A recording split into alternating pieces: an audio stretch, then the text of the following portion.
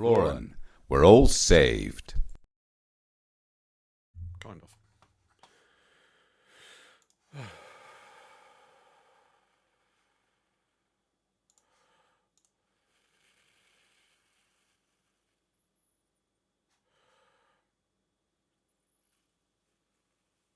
Come on.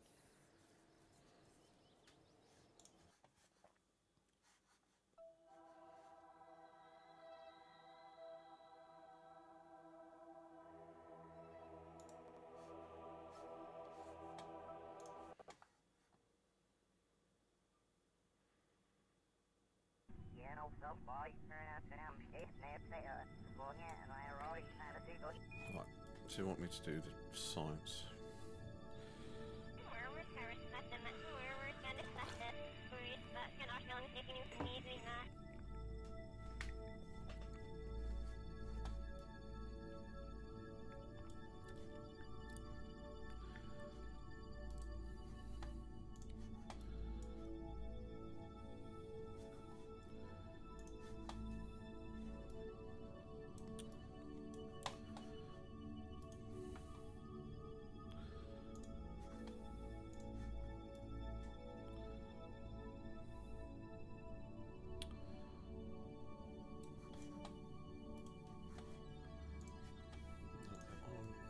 Doors.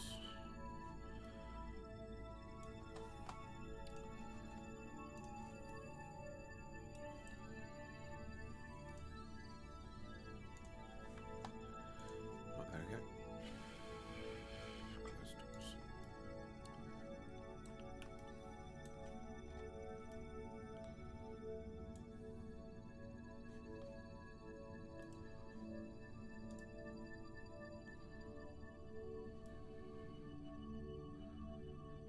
Try and use this scientist out.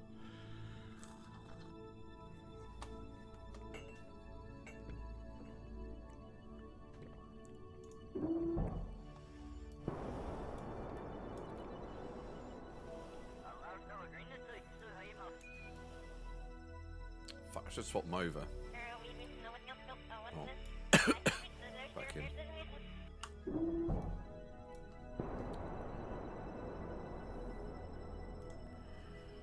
Right. Transfer crew.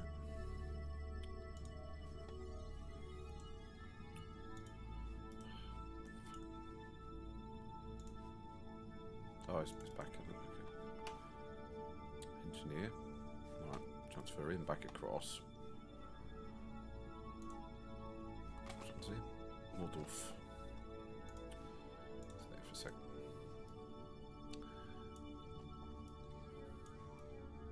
Then he can come out for us. Do a little bit of an EVA then.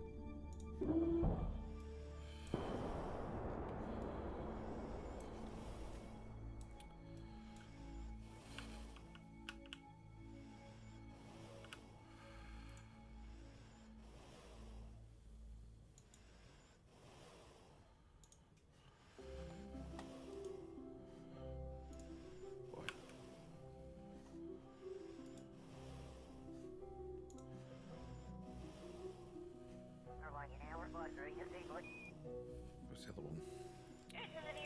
Glue, can we do that glue here? Not quite. We have to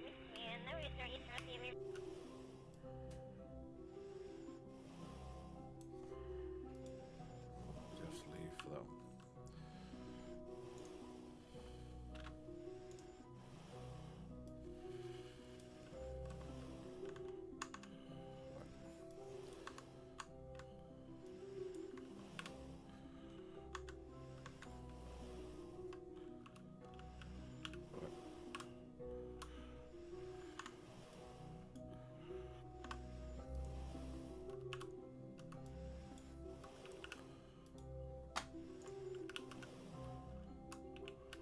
Fuck.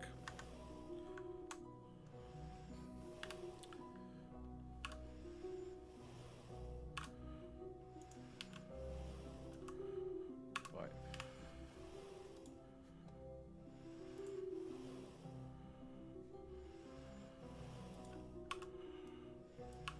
Where's the other one? Of course it's there.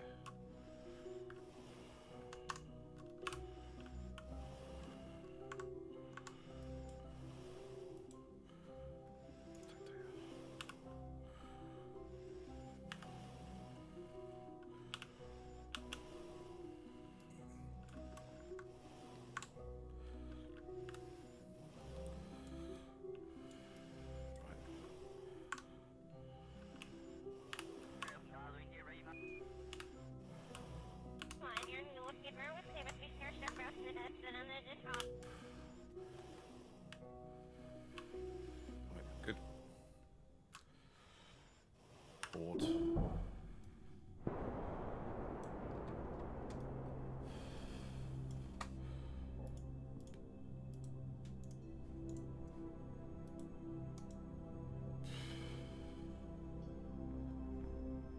Why is it not resetting?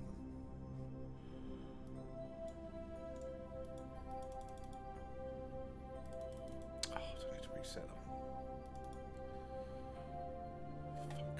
Do I need to reset that?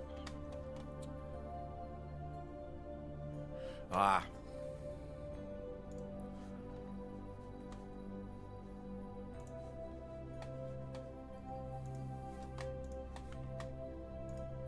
Hello. Right. Yeah, okay, I didn't realise. Yeah, I think if there was a scientist in the lander module, you could just restore it, but you need a pilot in there for later, so... Yeah. I've transferred the wrong person, that's why I'm an idiot. Oh, I put an engineer in there, not a scientist, that's what I meant. I was just going to swap them about. Right.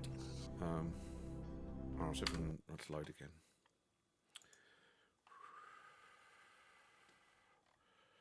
Should be called Dres, Part 1, Dres Homeward Bound.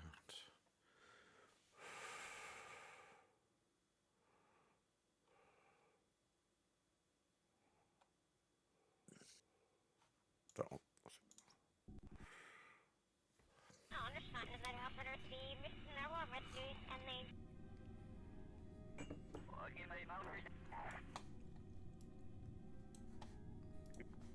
Okay, that one. You are getting better at EVA though.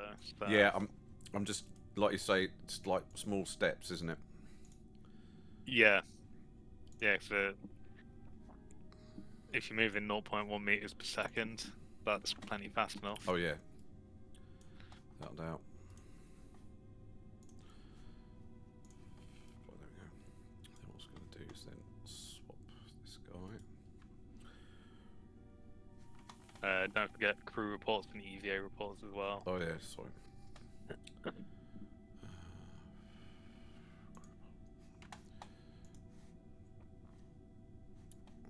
Send him back. Yeah, I'm sure normally when I go to Juna for the first time, I get say Juna high, Juna low, Ike high, and then I land on Juna and collect all that time. I get from like 3,000. Yeah. Stupid amount. Just extend that ladder again because it's helpful.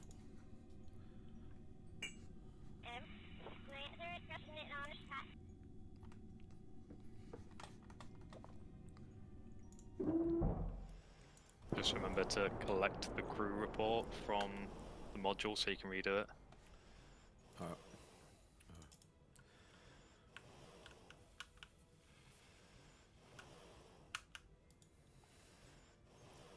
Why does it not let me collect it? Just move down a little bit. Oh, okay. Yeah, when you jump out, you're not like right up against it. A bit weird. Oh, so I've got to let go, basically. I'm sure I did this with the other guy, just did it remotely. Take data, let's see.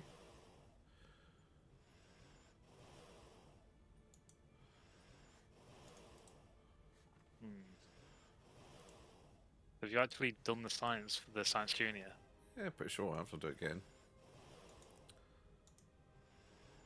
It says conduct. And you wouldn't normally say that. Open doors. Conduct material study. Ah, okay. Maybe I did it too quickly. Yeah, it takes a while to do it. And then do I do restore? Once you've collected the data, yeah. Right, so this is the bit I love.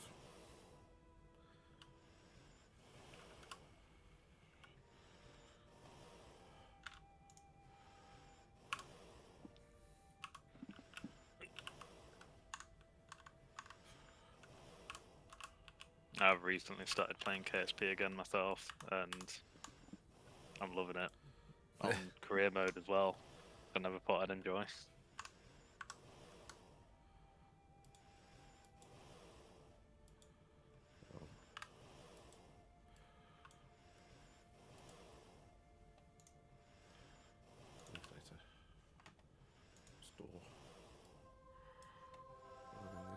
Can we get this? Come on.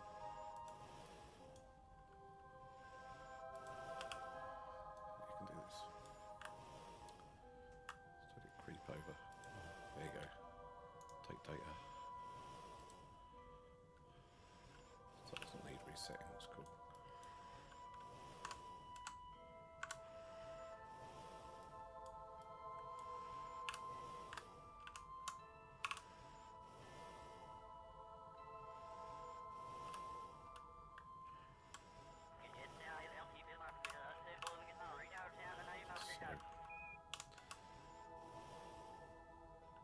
Got it. There we go. All done. And then go Beautiful. inside and grab the other bit.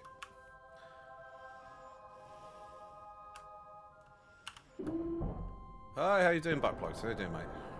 Right, and then is it right click and do I review report? Well, I don't know what's happening. I've got to wait for it to catch up. You've done the crew report, yeah? Mm-hmm. Yeah. So jump out again, and then just press S slightly so you walk. So you'll notice when you jump out, you're not actually against the lander can. But if you move up and down, you'll then like get that little bit closer. Oh, there you go. You should be able to just take data Done that. when you're against it. Yeah. Now that'll have reset the crew report. Oh, there it goes. Right, so then I can just move him back again. And you did do the EVA report as well, I'm guessing. I'll just double check.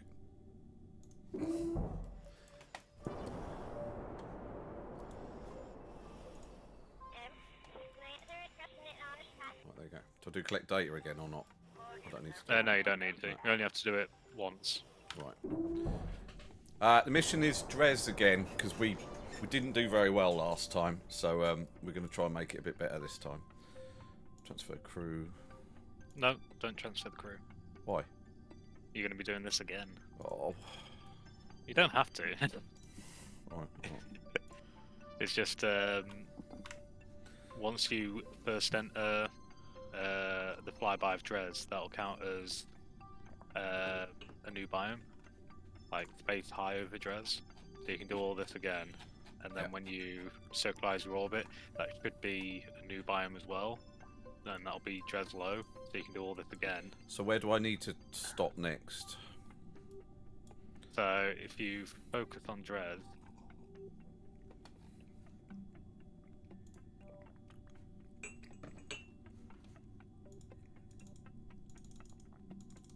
I can't click it. it's the brown planet. Yeah. Yeah, it's to the left of the craft. You Yeah. should do it off that. Yeah. And then when you see the yellow line, one line should have a circle on the end, which represents the escape, and then the other side should have nothing at the end of it. The one with nothing at the end of it, the line you're coming in on. So just click the end of that line, and that's what we'll be doing the final thing. Yeah, the yellow. I want to focus on where my maneuver is, but I can't. Yeah, did you click on the brown planet to your left, Dres? Yeah. Focus view. Yeah, it won't even click it.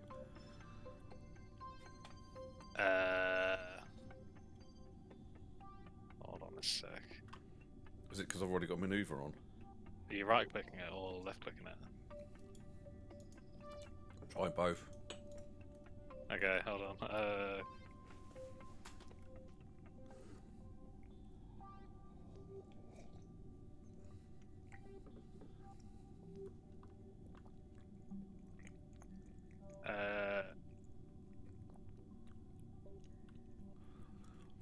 Try tab.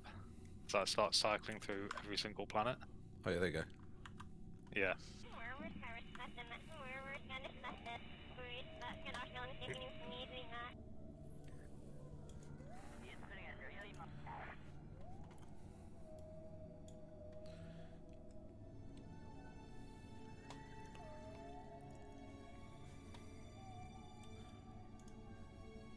Yeah, just zoom right in. Oh yeah, yeah, here, yeah. So I'll be coming in on the left side, right side rather. Yep. Yeah, anywhere at the very end of the the line without the circle on it.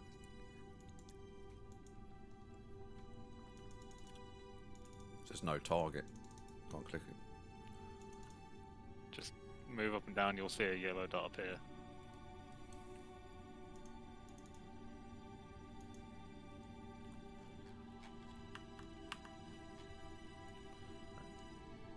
Move the mouse up and down. Like, sometimes it's not exactly where it shows the line as being.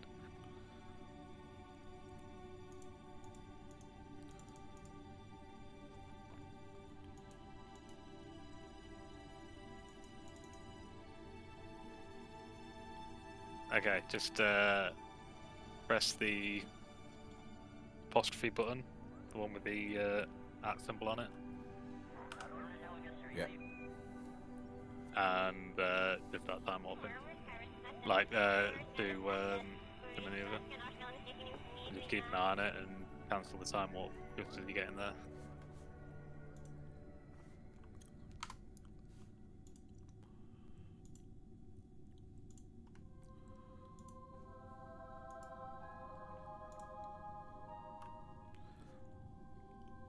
Do warp to next maneuver.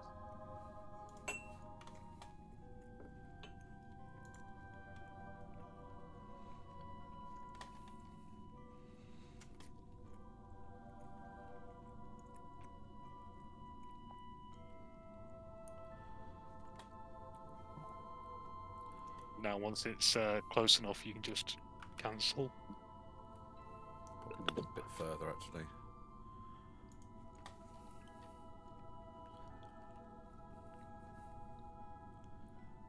So quite a few days away. Yeah. Excuse me.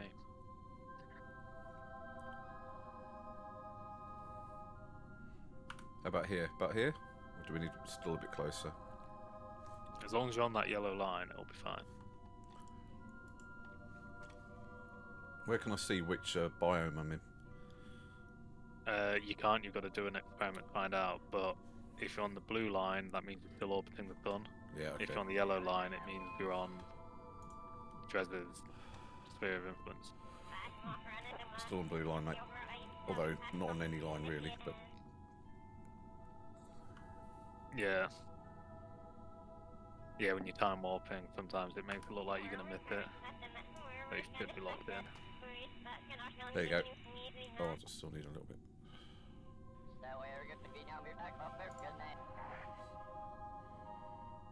That's good. It's changed to blue because Yeah. you've changed. Right, okay, I'll yeah, do it here. the table. Nice. But yeah, the color coding for orbital lines is part of called conic in this game. So you can increase the conic limit, so you can then work out gravity of this in case you want to slingshot off one moon to get to another, and Mm. so the colors to show priority of what happens.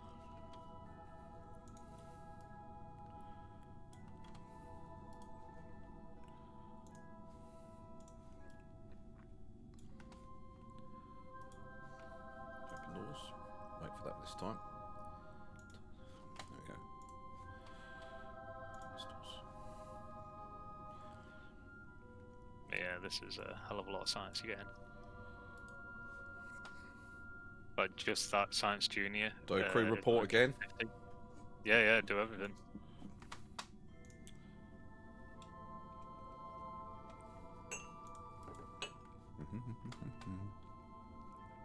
As with you talking about wanting to do Eve, you really do need the like high-end engines unlocked to that, Yeah. and this will get it for you, 100%.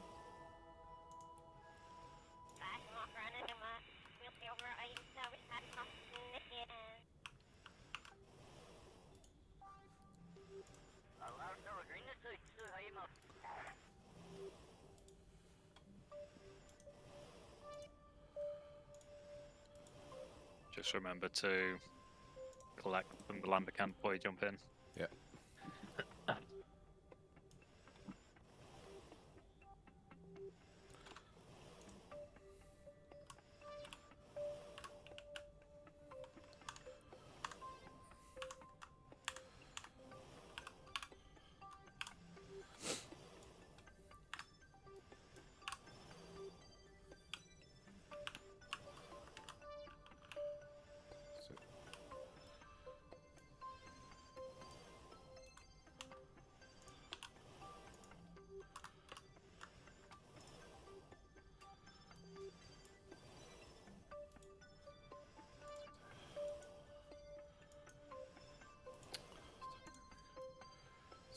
That's it, I think, isn't it?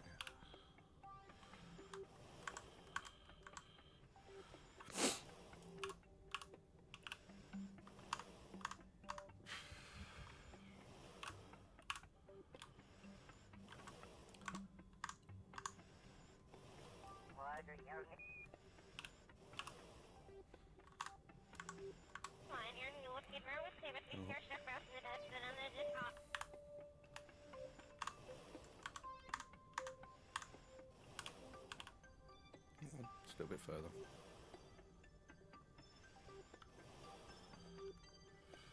Grab it, bastard. There you go. Wrong way up, but never mind. That's all good.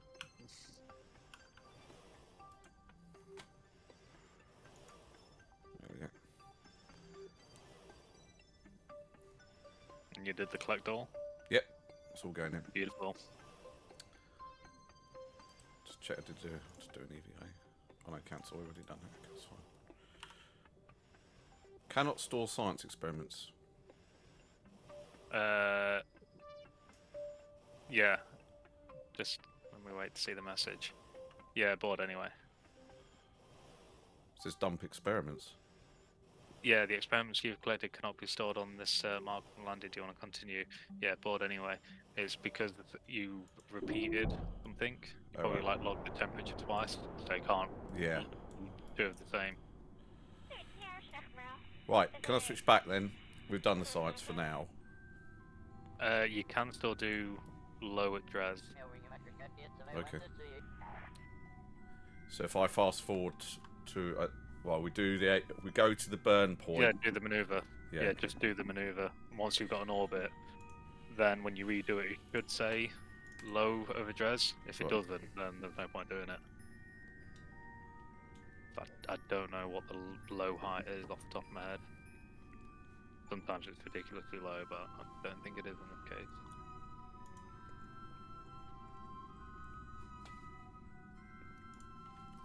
Right.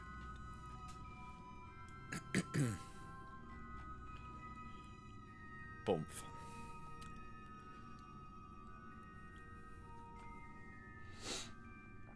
Here we go. Beautiful.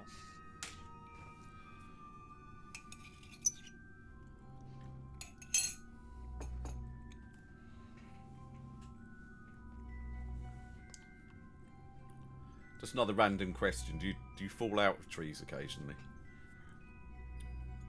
No. No. No, it's we're always tied in, Right. rope and harness, and I think the ropes have a breaking strain of 3.5 tons. Alright. Yes, KSP, it's the Dres mission, but we're just doing it all over again. We rebuilt the ship. We've just tried to compensate for some of the not so great mistakes that we made. Yeah, I think you've not made those mistakes this time, so you should have loads of Delta V when you come back. I've still got to do the off. I missed it. Fucking never mind. It doesn't matter on this one. I can just stop it.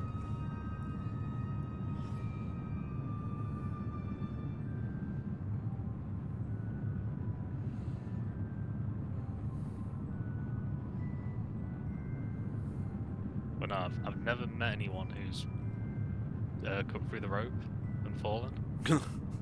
So really, you can be cutting anywhere near your rope, and when you do, you have something called a flip-up line, which has got a steel core, so it's impossible to cut through. All right. In the movie, chainsaws can cut through everything, but in real life, they only cut through wood and flesh. They don't go through metal. No. There's that awful thing, isn't it, where it can kick back at you, can't it? That's the really scary thing, isn't it? Yeah, the chainsaw chain spins at around about 120 miles an hour. Yeah. Yeah, if the chain stops, then the saw moves at 120 miles an hour. So Yeah. it's controllable. It's just the moment you act too relaxed, that's when it kicks back at you. Yeah, so I remember a friend in Austria's neighbours kicked back and hit him in the face, tore through his face. Fucking hell. You had to go and have it all rebuilt. It was all right, but I mean, obviously, Yeah. heavily scarred. Yeah, no, you should never be looking down the bar when you cut in. Like you're always supposed to have it to one side, and you should always be holding it properly because like chainsaws are very safe. They've got the chain brake, so when it kicks back, it pivots on the handle at the front, and the chain brake will hit your wrist and it'll stop the chain, so you'll just get hit by the saw, not by a moving chain. All right. There's also an inertia brake, so car seatbelt, if you pull it really quick, it just won't come out. Yeah, they've got the same thing. If the saw moves too quickly, then the brakes can auto come on. So Pretty they are, advanced, yeah, they are safe. It's the moment you don't use them properly that they become really unsafe. Like using it with one hand is the classic way people have accidents. But to be fair, once you have the qualifications, you do get the one-handed chainsaw, which is built to be used with one hand. Right. But again, Not your favourite. no, they're a pleasure to use because they're really well balanced. But again, if you're not holding onto it properly and you're using it in a stupid way, that's when you have the accident. But what I cut my finger off with was a hedge trimmer, and those things are fucking lethal. Cause Really? yeah, the hedge trimmers we use will cut through. Well, I've cut through a steel step ladder before. They're ridiculously powerful. They'll go through an inch of wood, and when you let go of the trigger, they don't stop. They like slowly run down because there's no brakes or anything on it. Jesus. So yeah. Yeah, I remember my next door neighbour had one of those electric hedge trimmers, and he started off with like a 4-metre cable, and then gradually it got shorter. Got less and less. Yeah. Yeah. So he kept cutting through it. Yeah, I want to say it's around about 25cc the trimmer I use. All right. That's half a moped. Yeah, well, it's funny actually. When my dad used to kart race when he was a kid. Oh yeah. In Kimbolton, and he used to race with some like well-known drivers who went on to do like Formula One and stuff. But he had the karts they used to race were powered by chainsaw engines. Yeah, no, I can believe that because our big saw is the 88. That's a 127cc. Yeah. I think the big go-karts are either 125 or 250. Yeah, that's right. Yeah. Apparently they were a good cheap source of engines. Yeah. It's single piston, 2-stroke, so you don't need an oil pump or anything like that. No. Yeah, it makes perfect sense. Is like in the world of cars, is electric slowly phasing out your petrol things? They're attempting it, but it just doesn't make sense for us. I'm very anti-electric. I won't go on a massive ramble about how I'm anti most green technologies because they're not actually green at all. Yeah, and don't get me wrong. I've got an EV, but I did not buy it to be green. That is absolutely. I bought it because it was cheap to run. It's very rare that I have a conversation with someone and they totally disagree with me.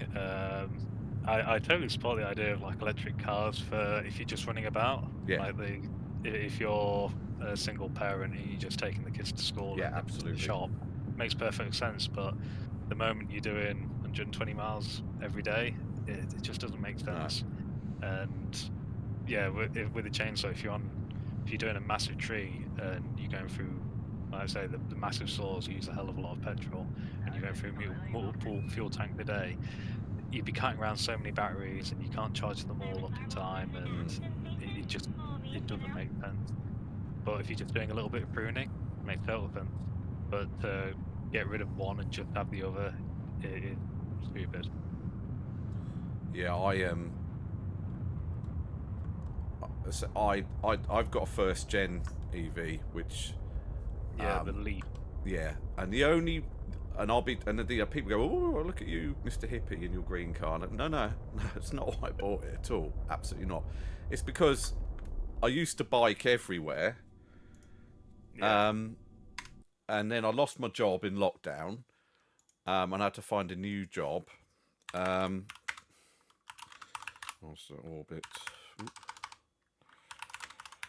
And unfortunately, where it was, even though wasn't a lot further than where I was before. I couldn't cycle there. There wasn't the roads. And so I had to buy a car. And so I had quite a good redundancy. I think I got about just under 40 grand. But part of it funded this being built. And then the other part, I looked at some cars, and they had a second-hand Leaf, and it was, I think I paid 10 grand for it about 4 years ago. And for me, because my round trip is 35 miles a day, it's perfect. Yeah, it's absolutely perfect. Perfect. It costs nothing to run it. I use about 50% of the battery a day. I trickle charge it overnight when it's cheap. I probably spend £8 or £9 a week or something like that on electric for it. There's no liquids in the engine, so there's no oil to worry about. There's no water. There's no cooling like that. You don't have. There's nothing. It's just a motor, an electric motor. So when it comes to servicing, it's just brakes really, and that's it. So it's very inexpensive all round at things like that, and it's very quick as well. It's because it's got no gears. It's instant torque. Electric is really powerful. It's really quick. Yeah, I think it's got 150 bhp or maybe a bit less. I got 170 or something, but I can't remember. But it's quick anyway. But there is a big but, and there always is with these things, and it's battery life. Yeah. My stepdad, he's having to retire early because of introducing them, but he's been a binman all his life, and now he's older. He's just in the little vans going around picking up Civics and things like that, like sofas. And now they've switched to electric. It just doesn't have the range. No. So they've and this is a brand new one as well. So they can't have any heating on, they can't have the lights on. And with him being old and arthritic, it killed him in the winter, not having the heating on at -degrees. So, he chose to retire early because introducing them. And I just feel like all this electric stuff, most of the time they're putting the cart before the horse. They're trying to implement it before the technology is there. The battery technology isn't ready yet. It's still not ready. They're working on, I think, an aluminium-based battery or something at the moment, as opposed to lithium, because they're trying to find something that's not so rare earth and something more sustainable. But the problem is, so I bought my Leaf in 2020, and it had 100% battery life, and it had done, I think it'd done like 20,000 miles, if that. I'm coming up to 70,000 miles now, and my battery life has gone. I've lost. So basically, there's 12 cells, and I've lost 4 of them so far at the moment. And the estimated range is quite a lot lower. I think when I first had it, I could confidently do a 100-mile journey, maybe 110 on a summer's day. But now, I'd say 70 miles tops, maybe. And also, like, it's other things like the weather as well. Like, normally, I was about to bring up, wherever the range is, that's like the perfect summer's day if you're doing exactly 35 miles an hour with nothing on and a person who working away 12 because Leaf, in their shocking wisdom, were one of the few car builders that, for whatever reason, decided not to allow a preheated battery. So other models like Tesla, on a cold day, preheat the battery before you drive it on a timer. Leaf decided they weren't going to bother, so the battery gets very cold, and I can see on the sort drops down to about 3 bars. Even things so like the other. Normally, I get back now. I'll get back with just under 50% Like on a bad day, maybe 45% I'll have when I've got home. But the other day, I came down the motorway and it was stormy and there was a head-on gale force wind. Yeah. And I noticed I was having to put a lot more throttle in to keep it at the normal speed. And when I got back, I only had 32%. So, and that's because the wind was too strong. And it's annoying. Say when it's really cold. The trouble is you try and suffer without putting the heating on. What it does have, in its defence, because using the car heat is such a huge overhead, is it does offer. Now this sounds contradictory, but actually it's more efficient. Diesel heater. No, it's got just all-round heated seats and a heated steering wheel. That makes more sense. Yeah, because that's a lot more. But that's all great, and that's fine, and it does take the edge off. But then, if you're in a bloody snowstorm where it's hammering it down, that's not going to clear your windscreen, mate. You know? So, because if only they put a heated windshield in, and I think Ford have bloody stolen that technology, haven't they? They don't let anyone else use that. Then that would have been perfect, because you could have at least had that on to melt the snow. But yeah, it can get uncomfortable. It's a bit like that bit in The Martian when he goes off for a drive without the heater to see how long he can last. Oh, I know exactly how it feels. Yes, it's just like that. It's like me going. My first car was a Land Rover 130 tipper. Oh, Jesus. Yeah, and the heating didn't work at all. So in the middle of winter, I'd have to put on 3 jumpers, a pair of gloves, and then leave my windows down so that I didn't steam up the window. Yeah, that's what I have to do. Yeah, I still have to do that in the morning because I don't want to put the heater on, so I have to leave the windows open a crack so it doesn't. Steam up. There is one other thing that makes you really, really happy as an EV owner, and it's a very small thing, but it makes you kind of go, yeah, like that. Is when we've had a really heavy night of snow and ice, you go outside and every other fucker's scraping their car window with their credit card or trying to get the doors open, and mine's on a timer and it just diverts the mains into the heater, and then I get into like a 25-degree cockpit in like -10, which is that does sound pretty good. That's one of the things that makes you go, yeah, that's cool, because my wife's got a hybrid that does the same thing as well when it's on charge. Won't do it below 80% battery on mine, just in case it runs it down. But what I would say is, I won't ever buy another electric. I would rent one, because I don't want the battery to be the problem. Because who's going to buy a car that already tells you when it's going to run out of life? Because, you know, it's like when they sell you a petrol car, you can't tell how long that engine's going to run. It's like a massive unknown. But in an electric car, it's there saying your battery will die in this many segments. So it's like, and no one's going to buy it half. Oh, 50% I'll get away. No one's going to buy it. Who's going to buy that?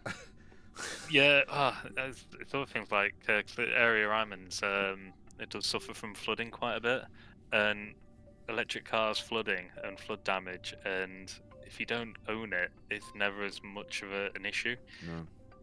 Because I remember there were a few horror stories of people, I think it was Nissan Leafs as well, that were buying them, then it turned out it was full of flood damage, and you just don't know, because there's a lot of unscrupulous people out there that cover things up and just want to make a quick buck. And I'd say batteries and electrics, finding the problem and fixing it and replacing large sections costs a hell of a lot compared to a petrol or a diesel. Yeah, it's about $2,000, I think, for a replacement battery at the moment. Not too bad there. It's not horrendous. The other thing that's quite nice is there is some third-party companies now that will fit a new Leaf model battery into an old Leaf, so you get the more range, and they upgrade the firmware to cope with it. Yeah, I was going to say that I remember reading an article about like the first generations of Leaf. They're disabling the app. They're Yeah, no longer supporting it, yeah, but and I don't know how integral that is to running the car, it's but not. it's right because Uh, the article was making out that people are absolutely livid that no, because it wasn't being I'll tell you supported. that app's a pile of shit. Alright. And I'll tell you one thing. Since I've had the car, I have not able to get it to work, not once. And Right. I'm in IT. It will not connect to the car. I've tried. I've even tried third party versions, and it doesn't work. All it does really is tell you how much battery you've got and what's it doing on charge, and you can tell it, to turn the heater on and stuff remotely. But I've never needed it. And when I got it, I went through all the hassle of swapping it because the last person had it on there. So I had to swap it, give them my car VIN number and all that stuff. But it's never ever worked, not once. Never been able to get anything out of it, so I just gave up. I think it's something to do with it's because they're using 2G SIM cards in the car. Yeah, that was what it was on about. They're no longer going to support it because 2G they're getting left behind now. Yeah. Right, should we make this landing then? No. Time warp to PE and then do all the science again. Because your PE is 8 kilometers. That's definitely low, Dres. Oh, is that all right? That's a bit low, isn't it? It is a bit low, but you've saved it, and I'm sure there's not a massive mountain to crash into. So, if you walk there and do all the science, that'll count as low over Dres. You sure it's not going to get dragged down? I'm sure. It's a 8-kilometer high mountain. I don't think Dres has got that. Right, do the science. EVA first, and I get a good look at it. Right.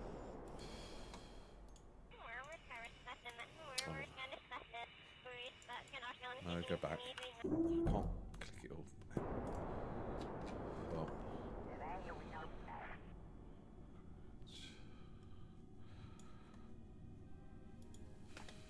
Mr. Goot. Feels right at home. Where's the other bit? Bit there. Yep. Temperature. Oh, overwrite. Okay. Thought we hadn't done that. Pressure. Log pressure.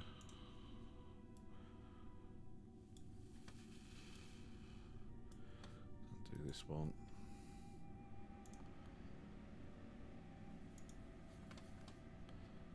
Right, there we go. Close doors. Crew report. Another EVA, last one hopefully. Second to last. What? Well, you'll need to do this again after you've taken off from Dres, won't you? Or you could do it on Dres like you normally do. I'll just do it on Dres. Right. But yeah, as long as it's all collected and everything's reset, you can bang the pilot in there and then we can think about making a landing. Correct data. Remove data. Restore. There we go. Same here. Alright. Take data. I hate this bit.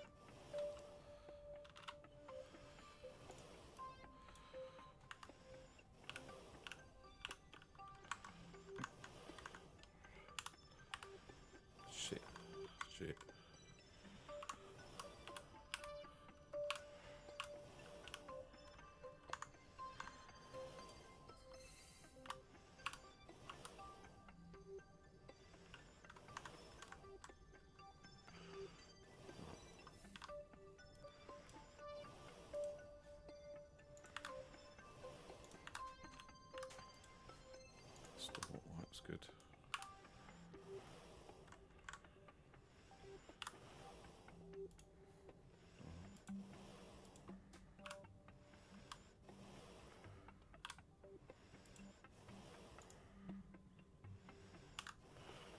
that's it. I thought I restored it. Restore.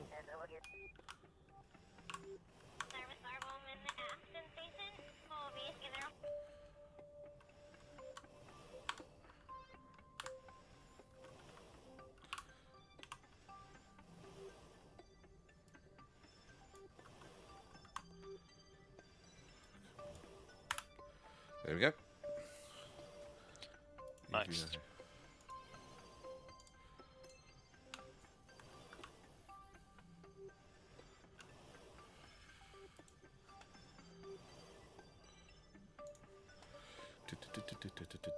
There it goes. Cool.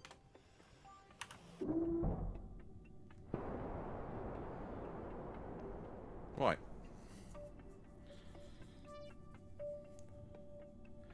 Right. Okay, here we go. Just wait for that to finish. Okay. Another save. Dres.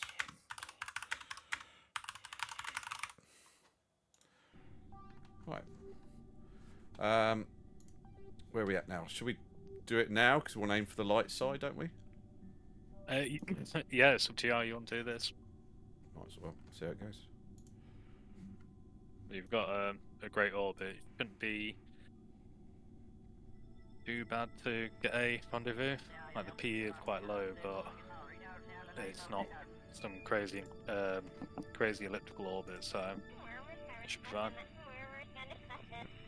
Oops. It's just, have you got a pilot in there? Shit, no.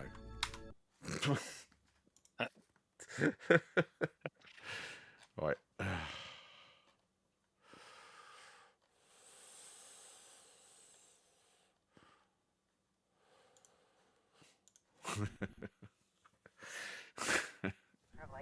No, we don't have one of those. What do we need one of those for? Right, transfer crew. So, but you come here. Which one's the pilot? Hadel. Right, do that all over again.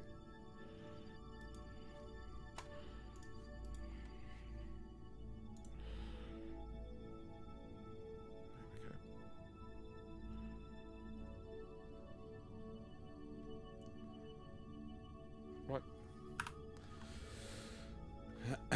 Right, let's have a look at PE.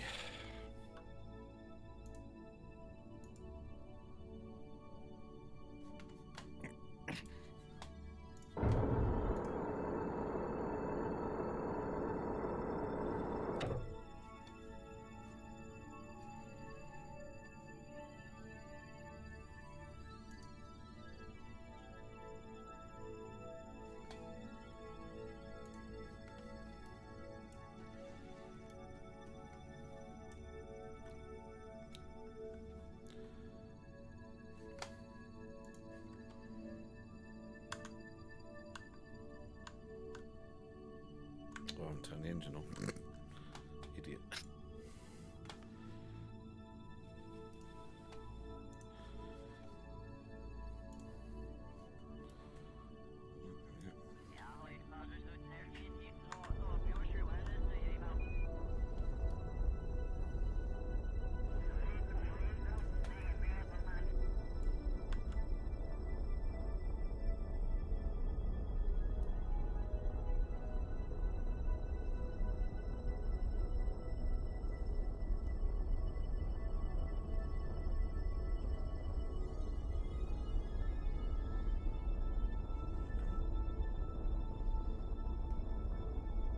Don't go that hilly bit. Looks too hilly there. Yeah, so there's like a Grand Canyon on Dres somewhere.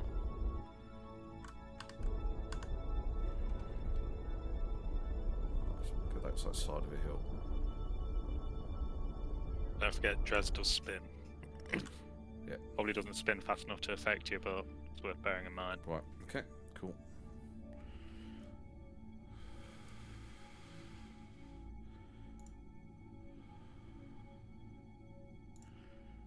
So that's 12 minutes away.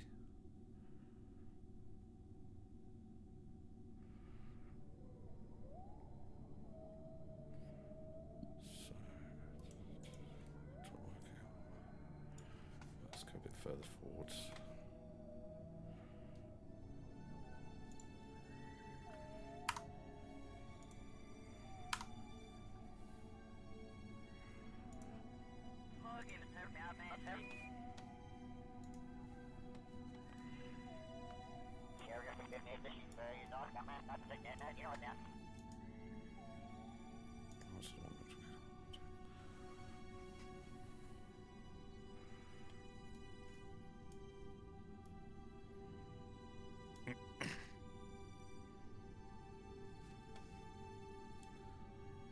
What's the thing? I've got to work out. So the manoeuvre's 5 minutes away.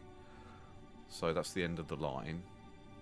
Yeah, so where the maneuver is, well, on the maneuver, if you just pull in any direction till you get 284,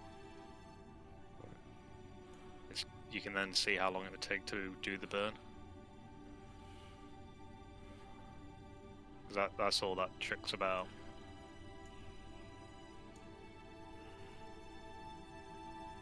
"34 seconds I need." Yeah, so as long as you've got at least 34 seconds before you hit the ground, then you shouldn't glide.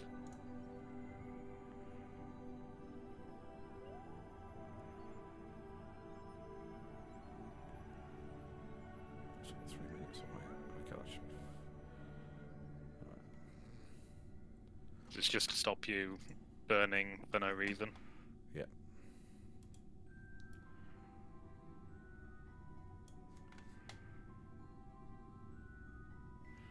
Alright, so it'll tell me there when we can start. So if I burn, say, 45 seconds, just above it. Yeah. Yeah, because even if you did burn at 34 seconds, you still have more than enough time, because that 34 seconds till impact will increase because Right. you're slowing down.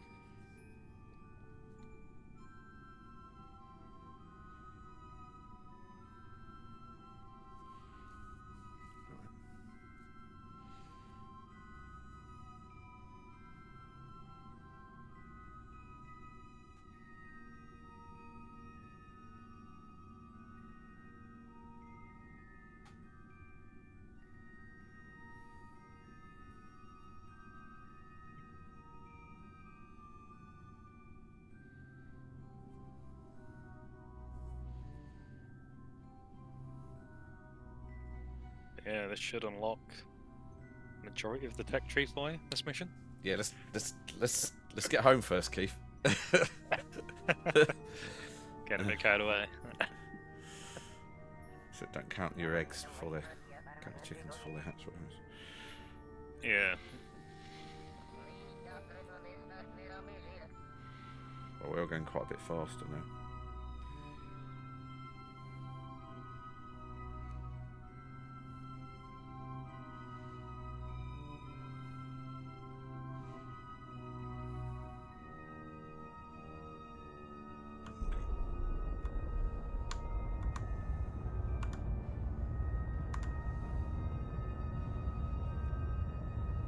Yeah, let's start burning. Oh, you already had. I have.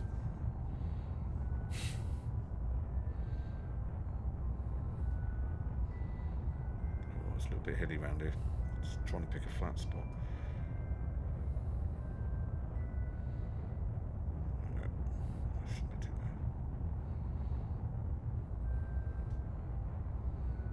that. Don't forget you can change the altimeter to surface.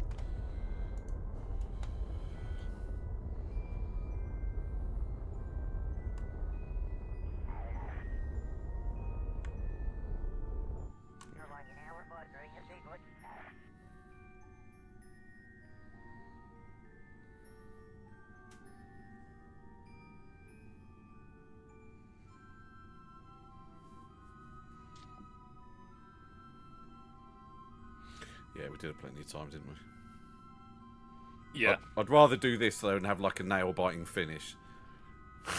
Yeah.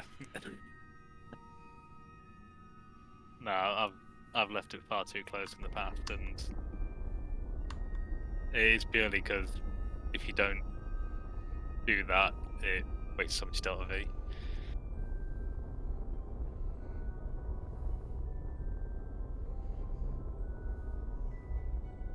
Like if you're half decent at like mental arithmetic, you can work out your speed via your altimeter. Because you've got 2,000 meters before you hit the ground, and you're going at 100 meters per second. That's 20 seconds.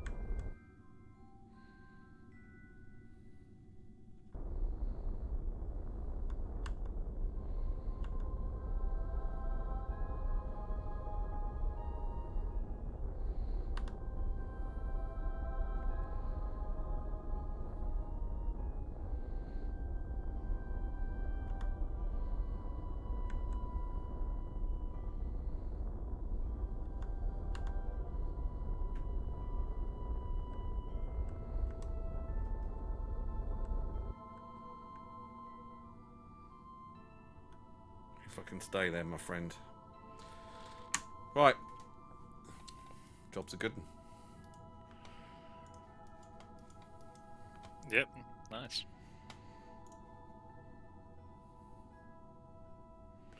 Neutrinium batteries. Right, and then we can do a proper save.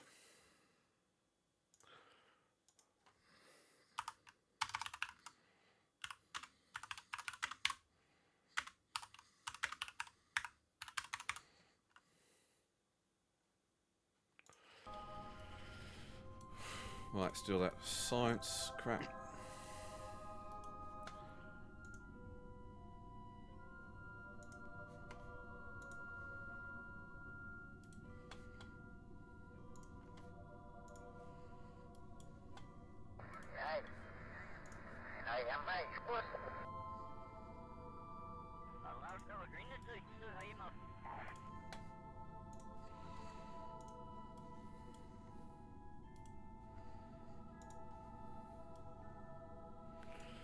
Let's get you out.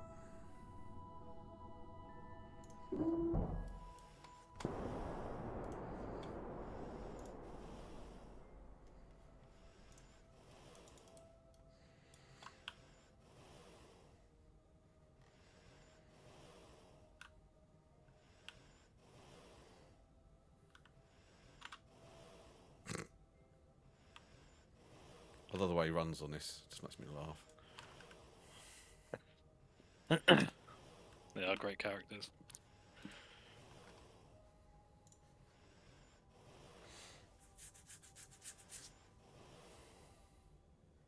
Did you ever look into Outer Wilds? Yeah, it's very difficult. Didn't really. It's kind of weird. I tried it on stream. It's just a bit weird to. I don't know. It was all a bit all over the place. I was kind of like.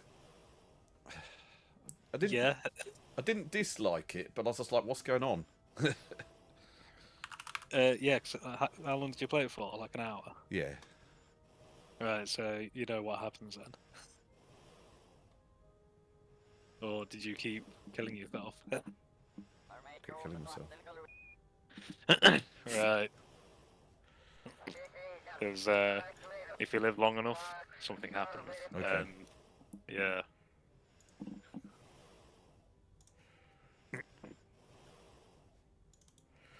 Right, that's all that rubbish. Let's go back in again.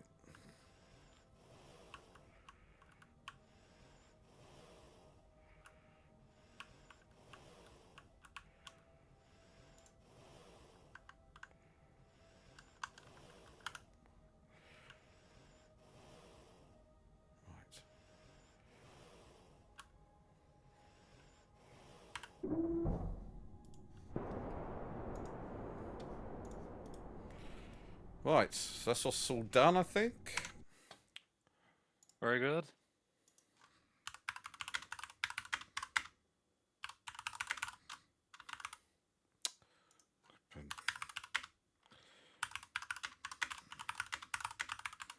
Right. Right, so where are we? Where is that? We're here. So do I just up and lock on target, or it's kind of directly above me at the moment, isn't it? Yeah. Yeah, you want it to be more away from you. A lot more. This is the problem with the planet spinning.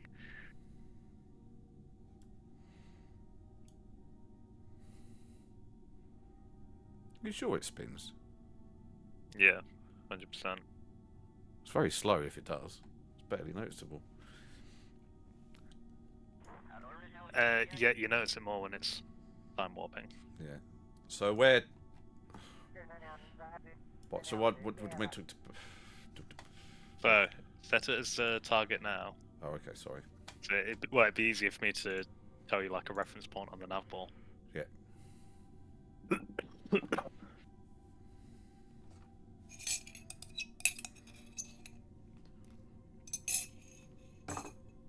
So realistically, you want it to be almost like 70 degrees or something. What, You from me? time warp your yeah, well, on the nav ball. So from you, it would be like to your right by like if it's let's say 0 degrees is from you to the ship. To your right, it would be like 30 or 40 degrees. The whole point of the targeting when you take off is just to make sure the inclination's not crazy and that you're going in the right direction. So you think about here? Not that much. Because if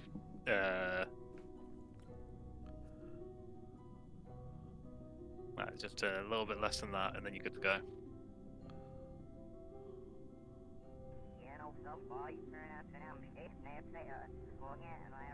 About there. Yeah, Right, so I'll fast forward till the ship's there. yeah.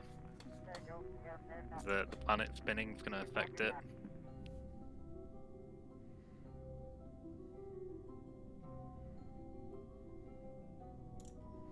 Right, there you go.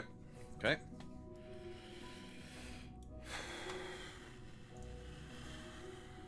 So is it head straight to target, or is it up then to target? Up, then to target, and then probably take off target. Like the aiming at target is just to get you locked in on a direction. Once that direction's locked in, you can then switch to prograde and just think about getting an orbit. Right.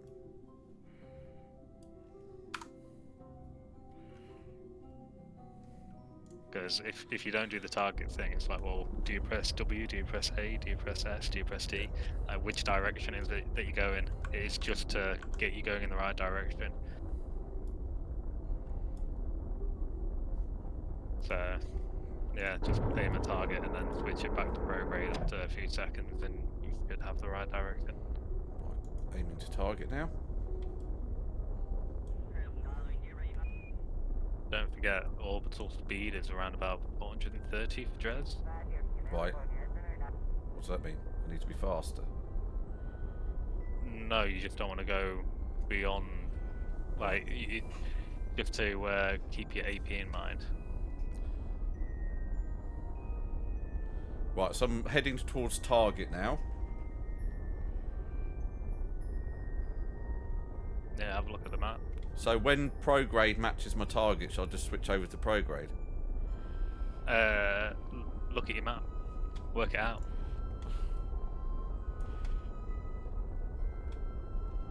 As long as your AP isn't going too high, there's No, no it's reason to switch off from target. Go to prograde. There we go.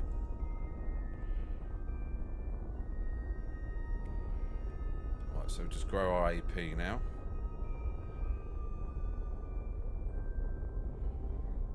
So the AP's got to be below that of my target orbits. That's easy. Yeah. How high do I want it? Near or not really? It doesn't really matter. As long as you have a relatively close inclination and a stable orbit, you're fine. Right. So that's 73. So we'll go up there and then we'll do a prograde burn. How's the inclination? No. Inclination's totally different. Not totally. Totally different would be like 180. Alright, it's not great. No, but that's acceptable. Okay. Keith says. Right. Okay, we'll do prograde burn. These are the challenges of not having like a purely flat orbit on the craft, and when you landed, you were landed on an angle. So when you took off at an angle. Yeah. And then when you switched to target, it wasn't taking you like bang on. And there's a reason why inclination burns should be done at the ascending node and the descending node. Yeah. So if you try doing it anywhere else, it's just gonna Waste delta like, V. Yeah. No, it's gonna never get to 0. It's gonna be spiralized. Yeah, like the AN and DN is where, like, if you hold up two rings together, the points where they cross, that's the ascending node and the descending node. And if you were to hold it on at any different point and tilt it up and down, you'd never get them to match. Right, there we go. A perfect circle almost. So, shall I adjust the inclination next? Yeah. Which way am I going? Which way am I going? So the fainter blue line is the direction you're heading, and the solid is where you've come from. Okay, cool. So I have to do it at the AN. Right, okay, fine. So I'll put my manoeuvre here at the AN. There. I've got a relatively close intercept already, but I won't worry about it.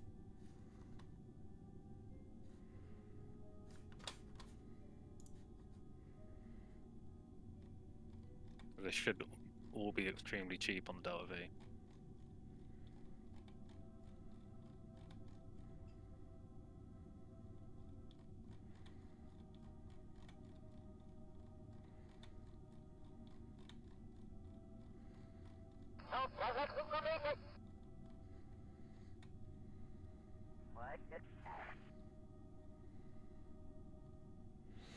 Right, that'll do. That's as far as we can do at the moment.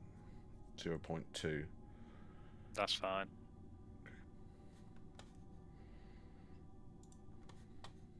Like 0.2 degrees on a orbits of this scale is nothing. It's a 4-second burn.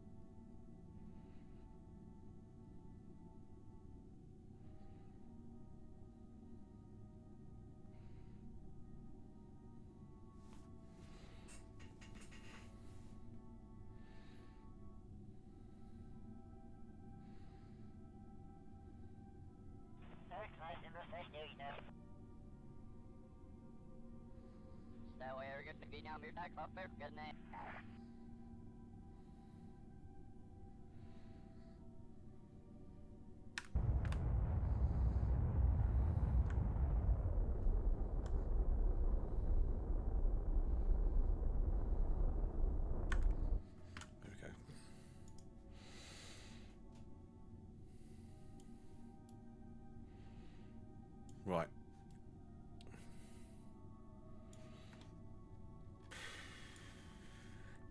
So we've got an intersect. I'll let you do this next bit by yourself. Oh, I always get this mixed up. So, is it to the intersect and retro? Was it, or was it target? Well, Oh god, I always gets mixed up. First things first is you need to make a maneuver to get those intercept points closer together. Right.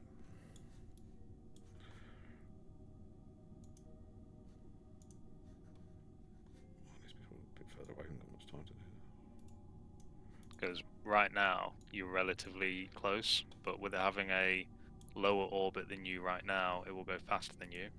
Right. And then when it polarizes and you end up having a smaller orbit, it will go faster than you.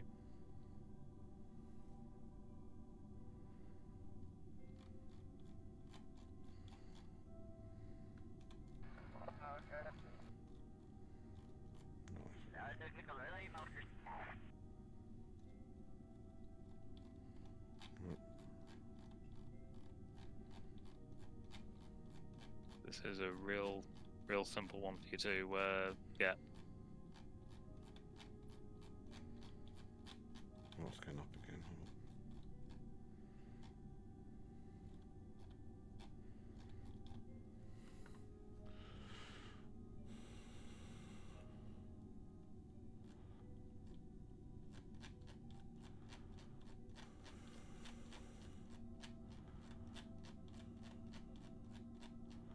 Shit.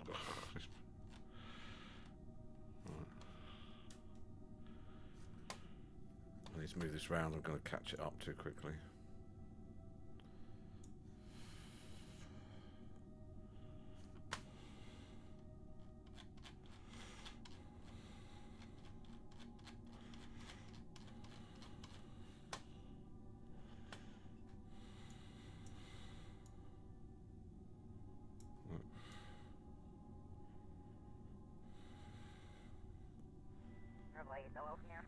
Oh, my PE's gone through. No, can't do that. Because I know exactly what you're doing right now. You're only concentrating on the orange. Yeah. Yeah, you also have the red markers. So if you delete this one, make it again, and just concentrate on going prograde and keep an eye on the other markers, I think you'll be surprised at how easy this one was.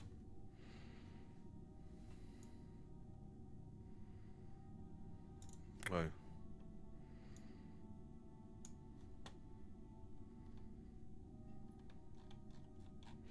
What are the red markers then? That's the second intercept. Yeah, it gives you two. It gives you the first point and the second point of interception. 1.6 kilometers. I like the sound of that. Yeah. Yeah, I told you it was an easy one. The idea here is on the first the first intercept that you were coming to where you were so far apart, it was so much in front of you, and then your orbit, you were going on the outside, you were going slower and slower. By just making it that little bit bigger, that's how you've caught up with I it. can get it to 0.2 kilometers.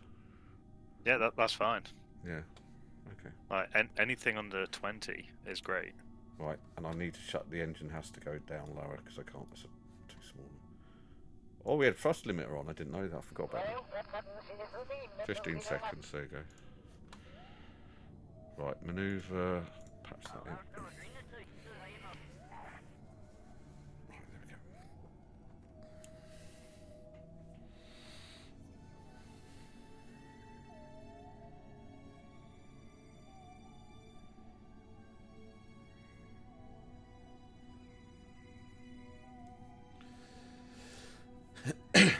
You hitting the town tonight, Keith? I'm not too sure yet. I'm waiting for a message.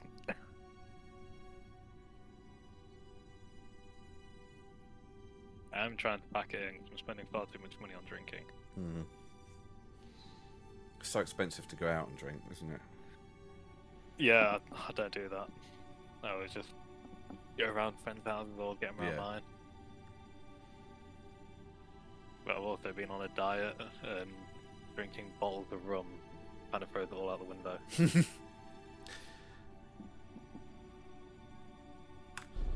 Especially because you get the insane munchies.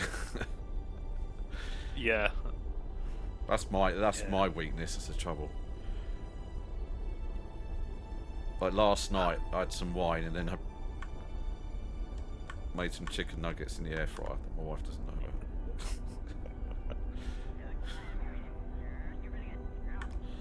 Okay. Right, so we've done that. So then I need to warp to. What do I need? So, you need to warp to the intercept that you want, which will be the ready purpley ones. Yeah. And then it's all about cancelling out the speed. So at the moment your speedo is set to target. So once you arrive at that point, you're just going to aim retrograde and burn until your speed is 0. Yeah. And then after that, it's just burn to target and then warp to next intercept. That's it. Burn to target, warp to retrograde, burn to target. That's like that, isn't it? Yep, it's just rinse and repeat. But you won't have to repeat it many times if you're 0.2 away, because it's only 200 meters. Yeah, so I'm just going to come in about here, see how it looks. I'll make sure I've got enough time to slow down. Your speed will drop a hell of a lot.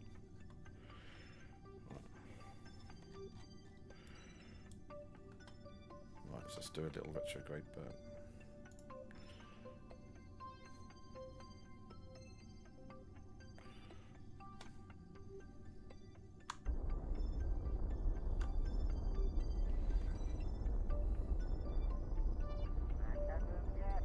Oh, I should probably change the engine back to like it. Yeah. but get nice and close before you do it. Oh, sorry. Well, it's only 60 meters per second to get rid of. That's not going to take long to burn. Okay, I see. And the closer you are, the Less have to rinse and repeat. exactly.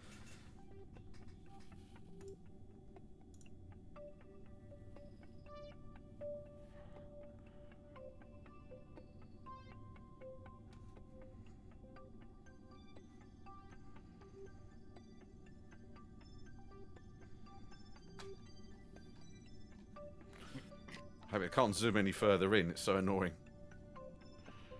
Because it's like 200 meters away.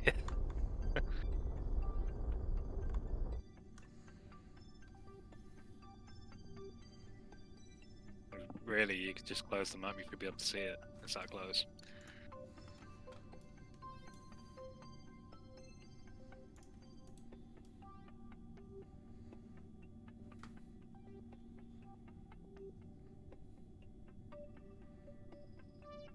What's one for seeing other ships? Is Whoa, it? whoa, whoa.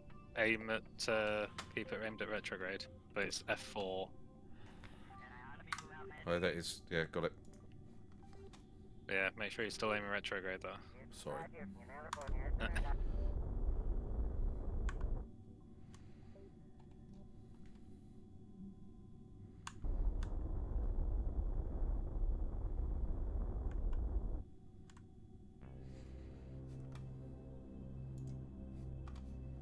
I can see it now. Nice. So I'll just head towards it then with RCS. Yeah. Yeah, perfect interception. Right, I'm saving it for just in case.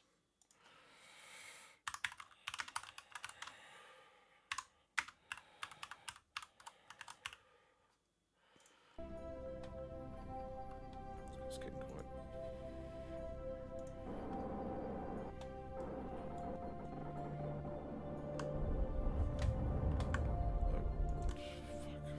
Oh, fuck. You still need to cancel that speed. Yeah, okay, that's no good. It's going past me. Crap. Hold on. Yeah, just keep it at retrograde until you're at 0, and then think about walking to it, moving to it. Fuck. Ah, keep pressing the wrong button. Reload. Yeah, fucking thing.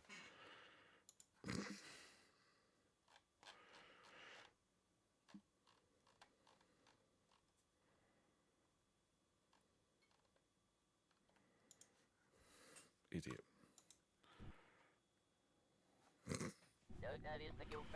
Oh, there it is. There. Retrograde.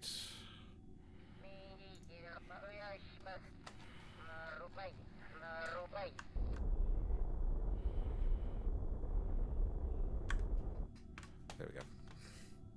Now do that. We're not hammering away from it. Right. Target. RCS. Dock.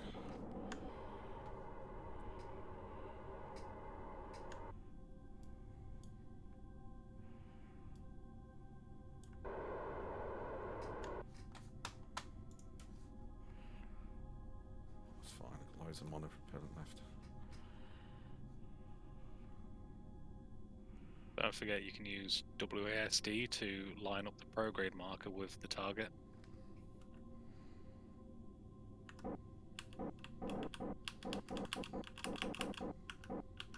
What does that do? Well, at the minute, you may be aiming at target, but prograde is where you've lost tiers. So if your prograde marker isn't lined up, it means you're not going to be bang on it. So I'll just be like skewed, like when it comes up to not quite there. Yeah, and as you get closer, you'll notice your prograde marker will start to deviate again.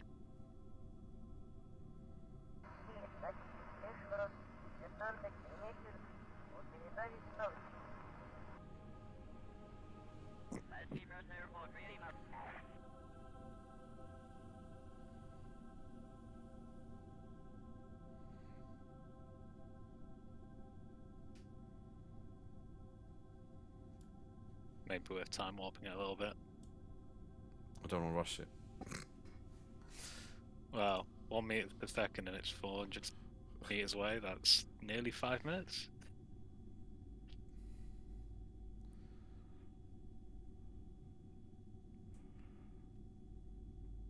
You see what I mean about the prograde marker? It just slowly drifts away. Yeah.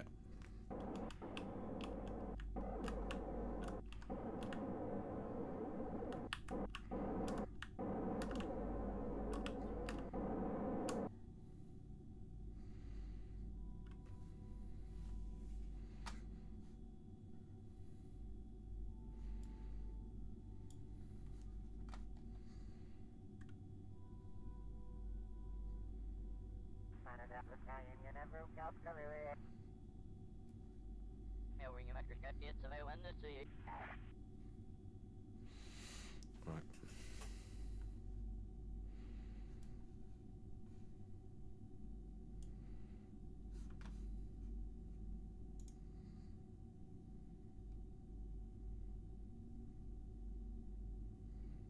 I just want to get near enough so I can start targeting the docking ports. Yeah. I'm cancelling out that speed now. I don't want that.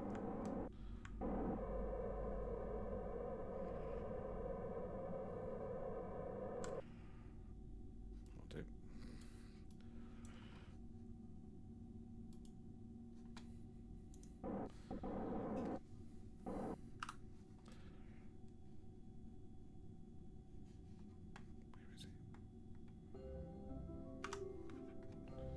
Where is he? Where's there?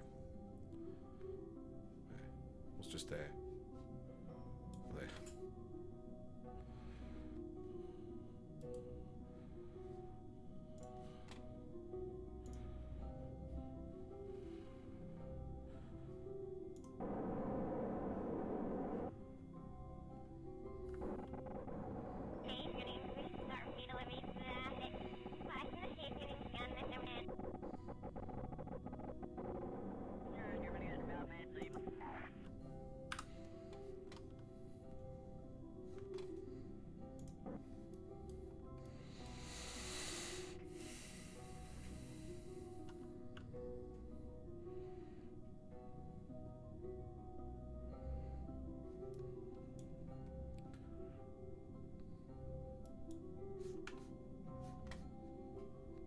Yeah, just line up that prograde.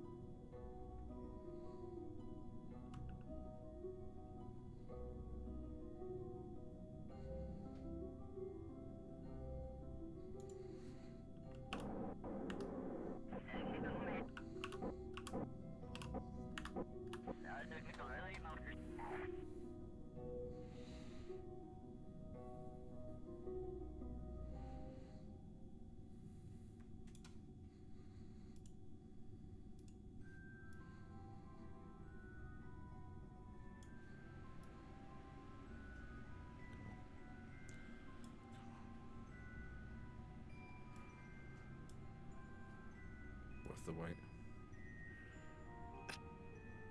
Yay! There we go. Congrats on the successful landing and re-entering. Well, I've got to get the science out now, haven't I? Yep.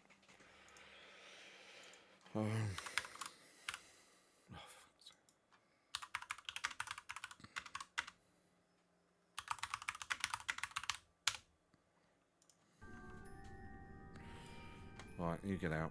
But you're definitely getting better at the landing as well. You had 900 Delta V left, and the craft originally had 2,000, so you used 1,100. Oh, that's cool.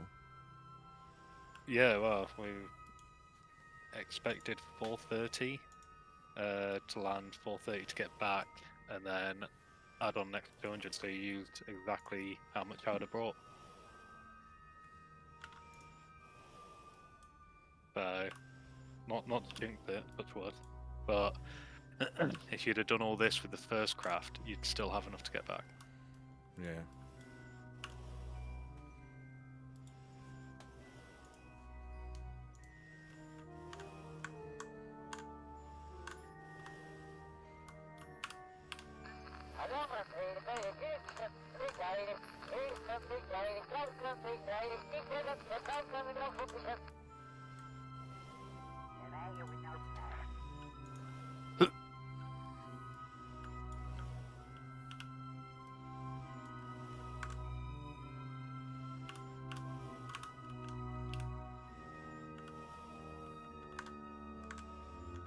So this time, remember, you need to hang on the side of the lander module, collect all science, and then go to the other one manually, the other door.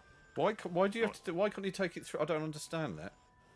You just some reason they've never allowed you to transfer science between pods.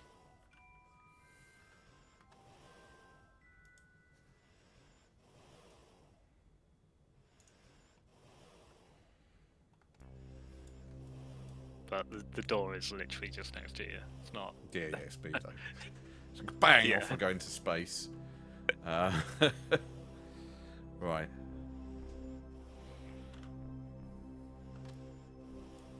I was chatting with some Welsh lad who plays KSP2, and all the little things like that you'd expect them to do, they've not done any of that, and they've ruined everything you like about KSP1.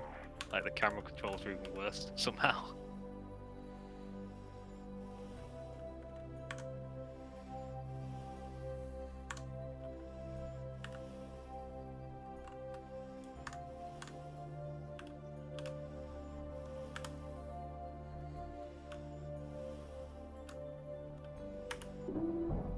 Right, here we go. Beautiful.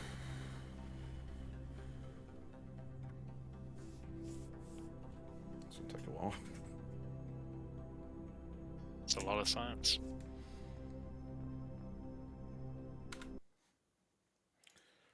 Taking any chances, Dre.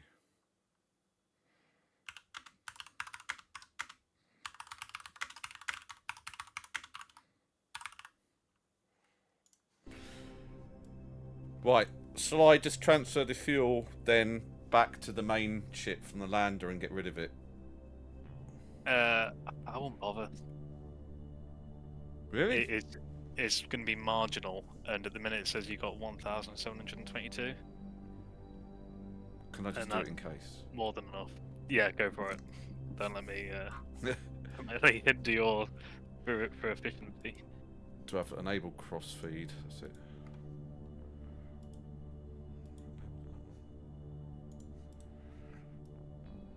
So I need to this is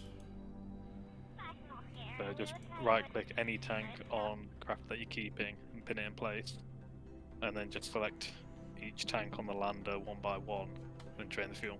okay, sorry, Thomas.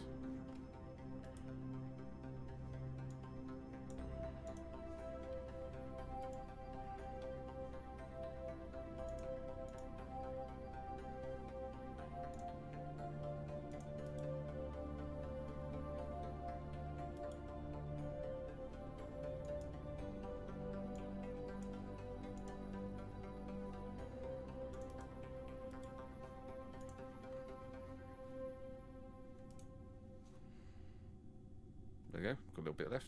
There you go, all good. Yep, you got like 80 Delta V out of that. 80? Yeah, Is that it? but you're at 1722 and now you're at 1857. Okay, fair point. So yeah, maybe what's that, 130 Delta V. Right, say goodbye to the lander. Always aim in a different direction before you undock. Because if you need to burn prograde, you're just gonna slam into it again, aren't you? I normally aim like radial in before I throw something away. Right. But normal, anti-normal, anything but prograde and retrograde is alright. Right, okay.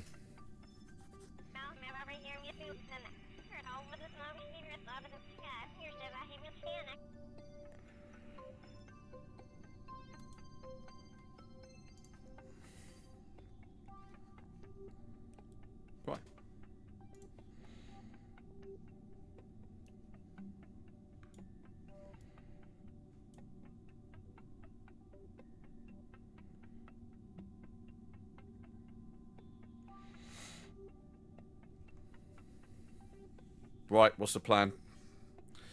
Fine. Let's have a look at the map. Let's see where we're at. I do find Dres. Normally, by the time you get there, Kerbin's in the right place to just go straight back. Right, I'm just going to go back to that site and check the...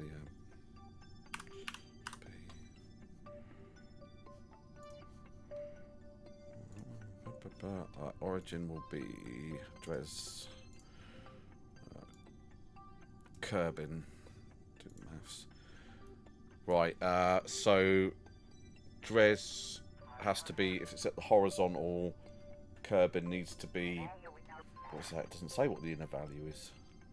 I think it does. It should say minus 329. Yeah, minus 320. 0.68. Oh yeah. That. Yeah. Okay, let's see where we're at. So, pretty sure it's going to be essentially that right now.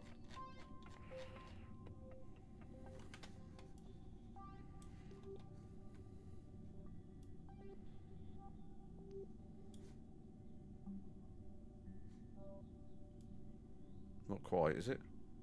No, not quite, but I think you could still make it work. Okay. It's worth giving it a go. But I'll keep my mouth shut for this and see how you do by yourself.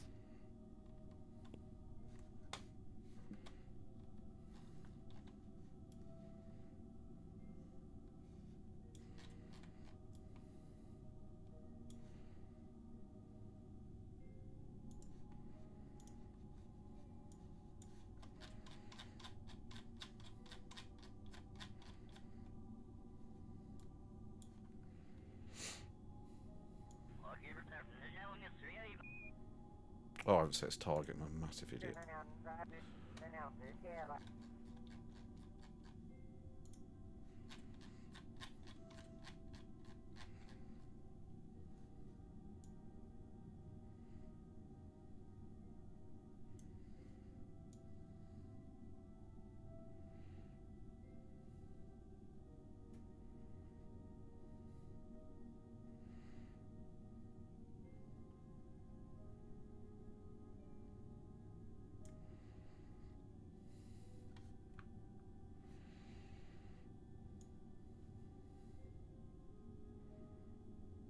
That's too much delta V. Oh, there's a thing. Hold on. I saw one there. Okay, just stop for a second. Yeah. So, have you seen how much Delta V is going to cost? Yeah, too much. Yeah, do you know why that happened? Because it's not in a good place. The maneuver. No. You know when you were just giving it prograde, it was getting bigger than where Kerbin was? Yeah. Yeah, and then you started pulling retrograde until it went the other way. What you're doing is you're actually essentially stopping on the spot, turning the craft around, and then heading in the other direction. Okay. So if you move the position of your maneuver to somewhere else, like opposite to where you've placed it.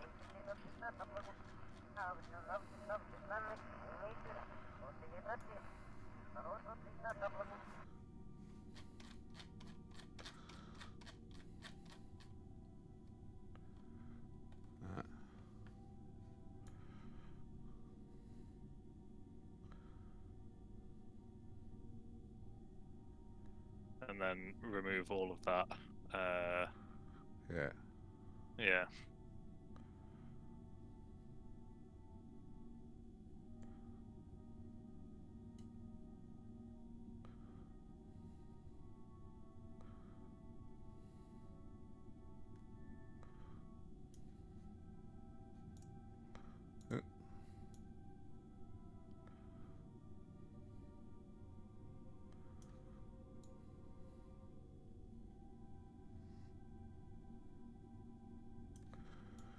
I'm trying to see if something looks like an encounter.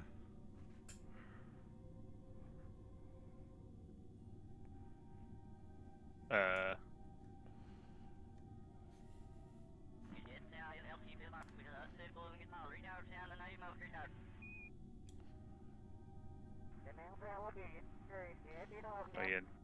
Nowhere near Kerbin's ring yet. What do you mean?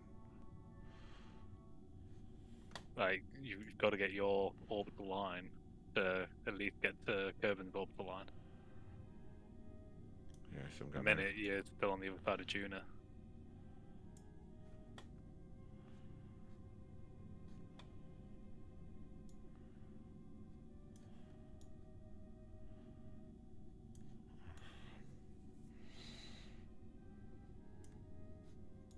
So you still got the KSP OLEX biz site Yeah. open. Oh, look at the Oh, yeah, I didn't look at the thing, did I? Yeah. Ship has to be 90 degrees to Dres.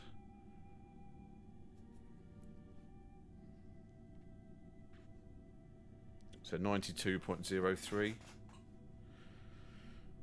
Yep. Okay, so that means. Yeah, but which way up is it? Oh, Christ. It's based off the orbital line. Right. So you know that. Yeah, the line it's following. Yeah, so it's going to yeah. be.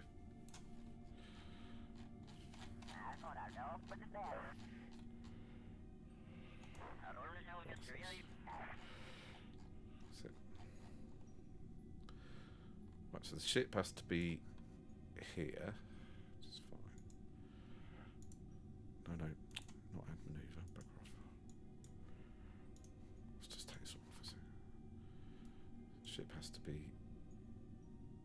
here. So then our escape is here. It's at 90.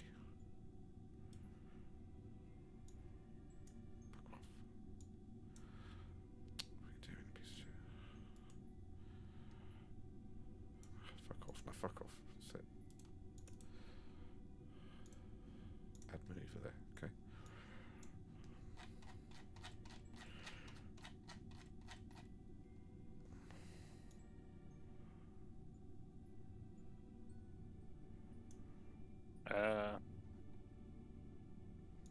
No, you just repeated what you did before. You moved the craft to where the node should have been, and then put the node back exactly where it was. Oh, is that? Oh, I thought that was where the. Yeah, that's where it says you should make the node. Oh, I thought it was the craft. Yeah, well, the craft will be there when you're doing the maneuver. Oh, okay.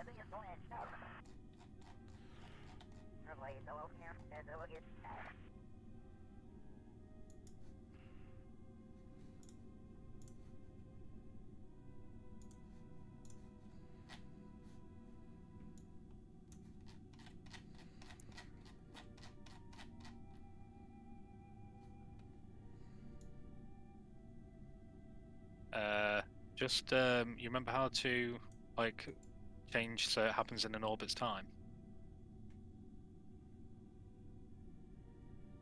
Oh, is that where you go into the middle? Yeah, right click the middle and then it'll open. So at the minute you're going to be at that node in 4 minutes time.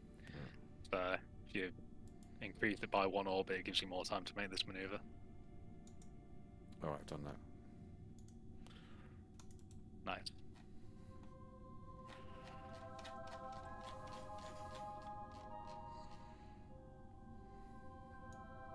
Yeah, so now you've got an hour and 22 minutes.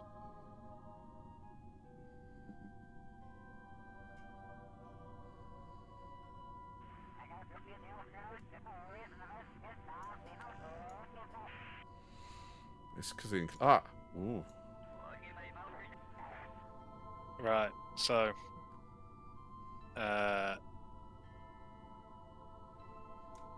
now we can use radial in and out to change exactly where we're going to be hitting that line. Right. But if we can't afford to do it, then we would just need to wait till we have a better transfer window. But I've got a feeling we can force it.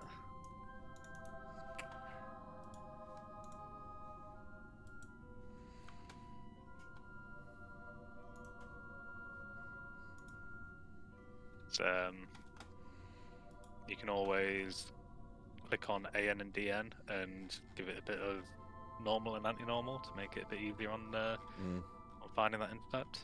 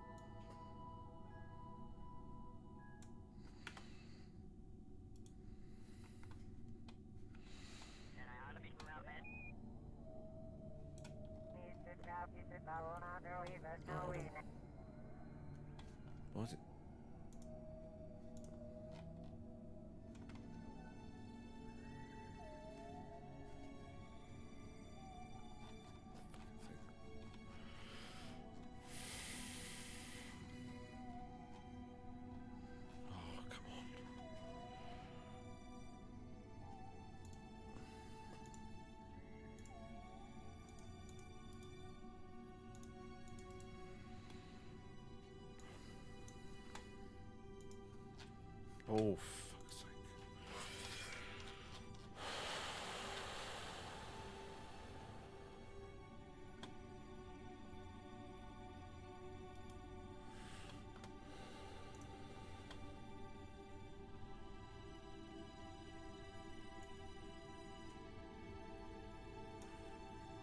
That's a lot of burn, though. It is, but we expected it to be a lot.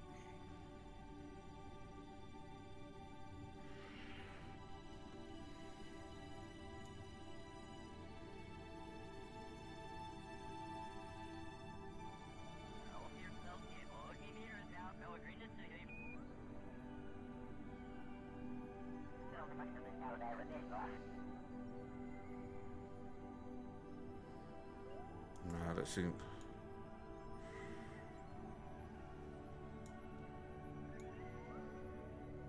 So now give it a bit of anti-normal.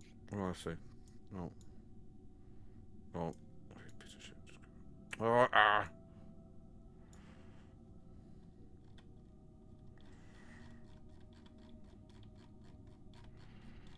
Yeah, okay.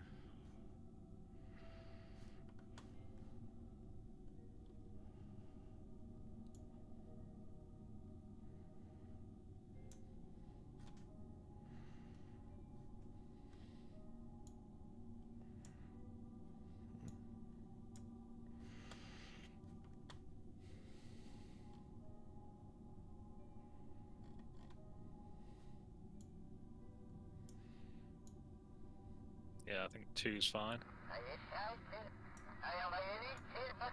And now you can start messing with radial in and out.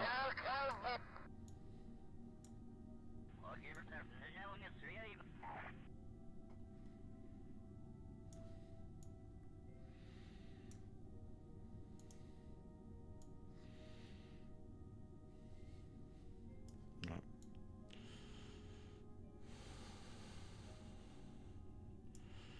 What?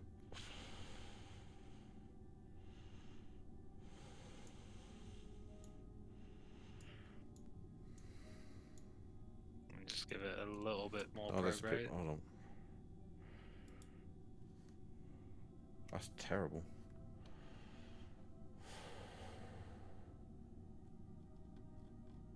Yeah, so now go radial in. Oh, fuck.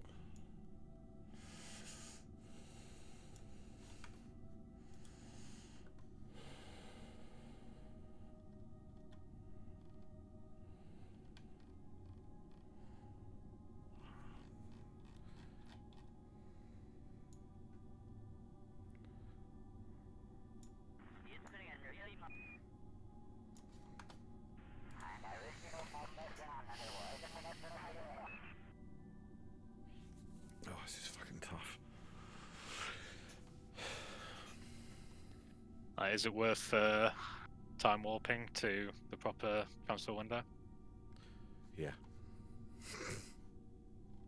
It was worth a try. Yeah, it's just, I'm not getting close enough. I could see my Delta V was going down the toilet. Right. See, Dres, Kerbal, Kerbin. Dres, Kerbal, Kerbin.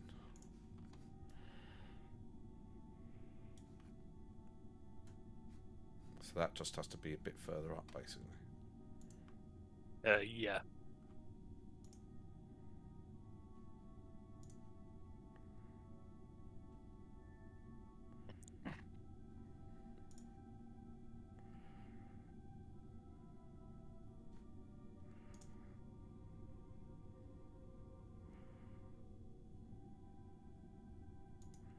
Right. Okay, let's try that. So, maybe a little bit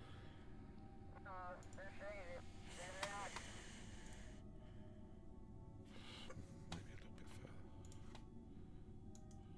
Yeah, stop. Oh, yeah, that's it.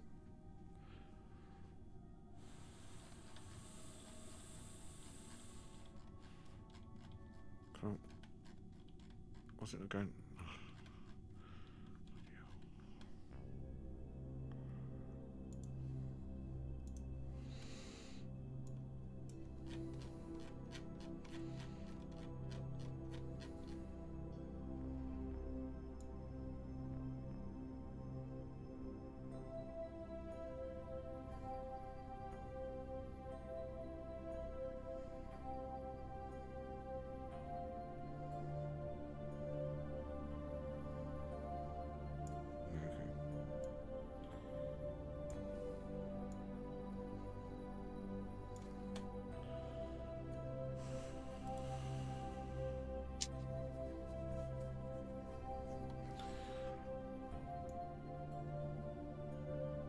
getting a bit of inclination. Probably make the difference there. Hmm? Changing the inclination slightly. Yeah.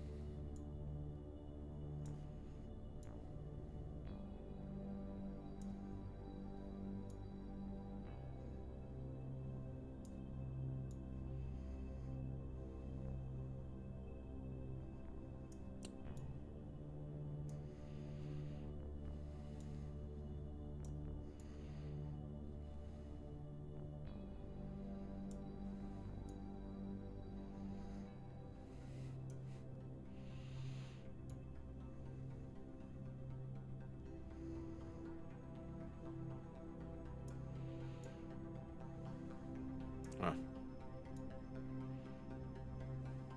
Still far too easy.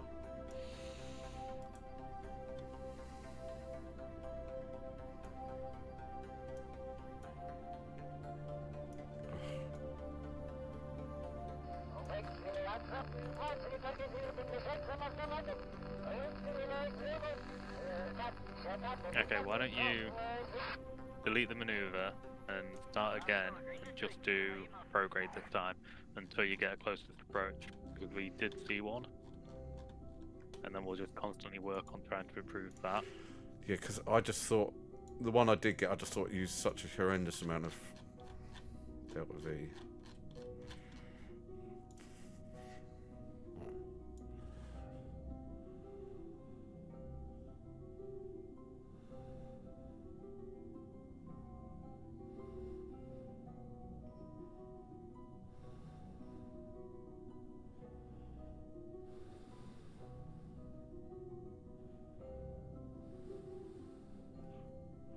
Right, there you go.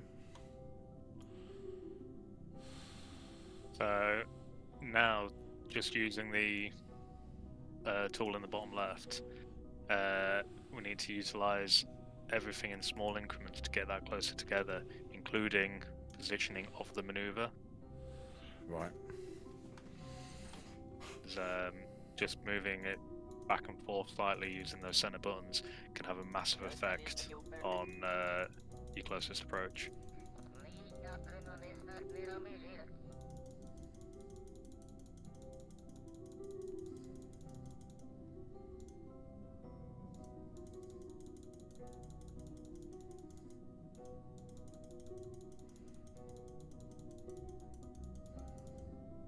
Right. There you go. Yeah, I had a feeling it wasn't like bang on positioning for that.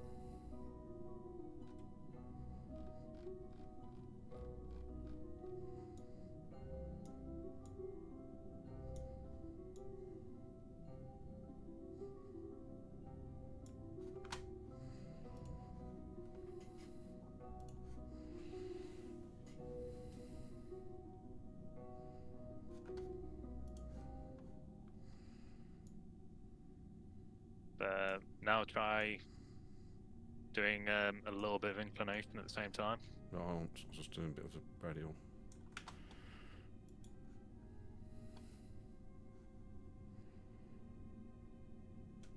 What we at? Because I was 4.6.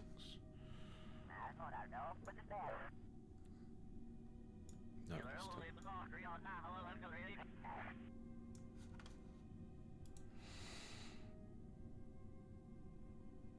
No, if we change inclination, it's going to completely change it.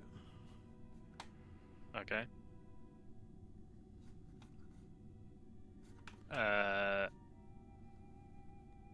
You're pressing left on those center ones to move where the maneuver is. Yeah. Right, yeah. Go back a little bit, right, and then try. This may be like the limit. If you think about like depth scales, if you push it to the limit on one end, any other change could just throw straight off. Yeah, it doesn't like doing the.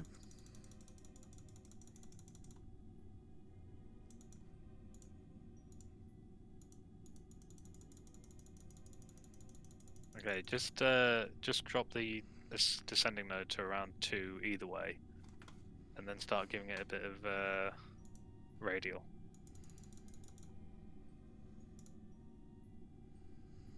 Oh, fuck.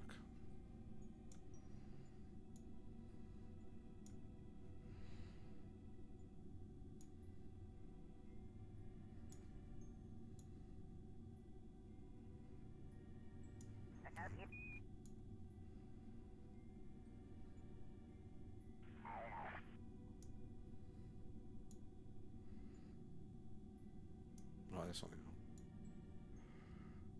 Oh, no.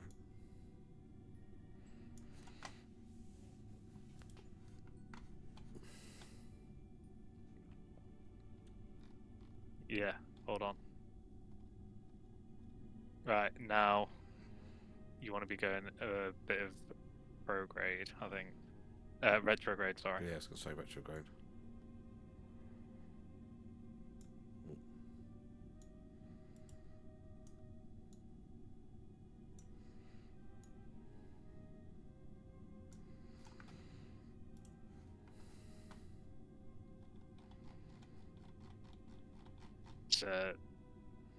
That's what I meant by if you use the tools, you never learn, because a lot of the time you'll lose intercepts and you've got to like work out in your head like where is it actually closest.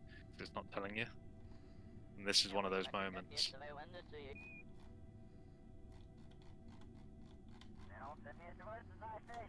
that's that one. 10,000.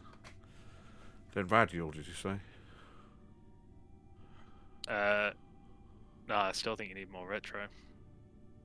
But I'll lose the intercept. Yeah, this is what I'm saying. You're it may be losing the intercept, but you can tell like the far left blue marker is you, and Kerbin is the far right. And if your orbit was bigger, you'd be going slower than Kerbin. So by the time you get to your PE, Kerbin's going to be around there. You just need to keep the PE on the yellow line.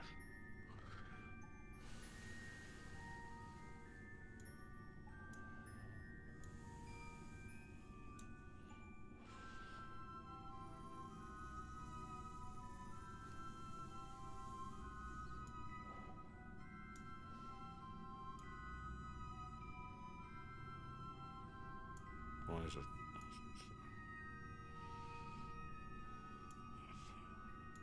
And now look at a smaller inclination change, if you can.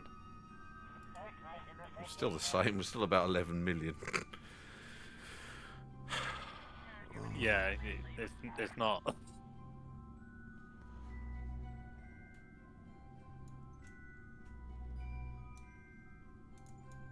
Because to be fair, when you first did the maneuver and you just did prograde and we got it down to 5 million. If you time warp a bit more and then do that same maneuver, it would be a hell of a lot closer. What, time warp to let the planet go more? Yeah. Let me just start this again. What do you think? I thought. Alright.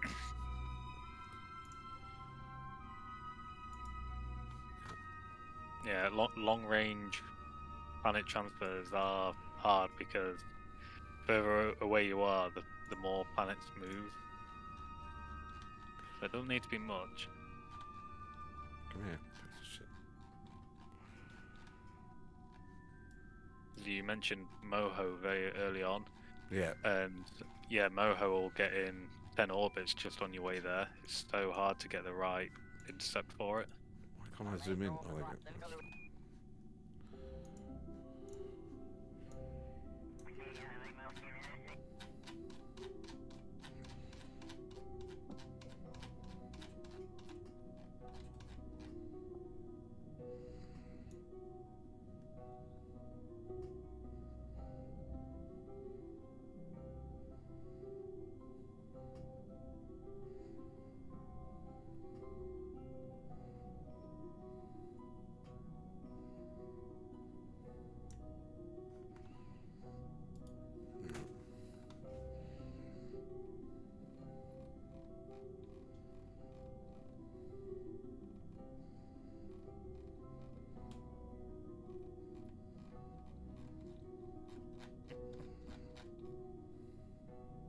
It may be worth doing the centre things again. I'm sure you bled off like 5 million kilometre just on them.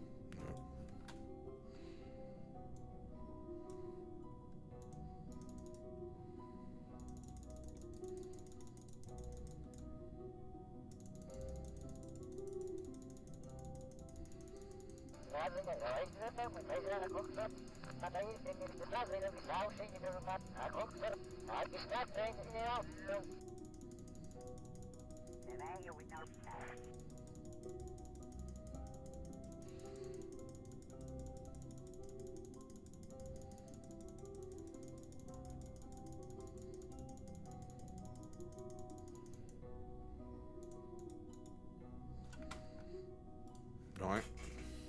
It's there. That's 4 million. Okay.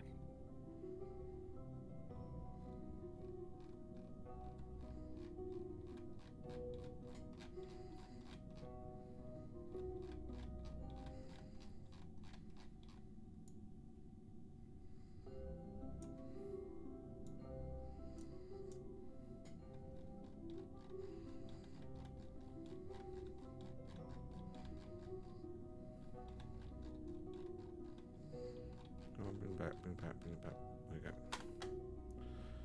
It's 4 still.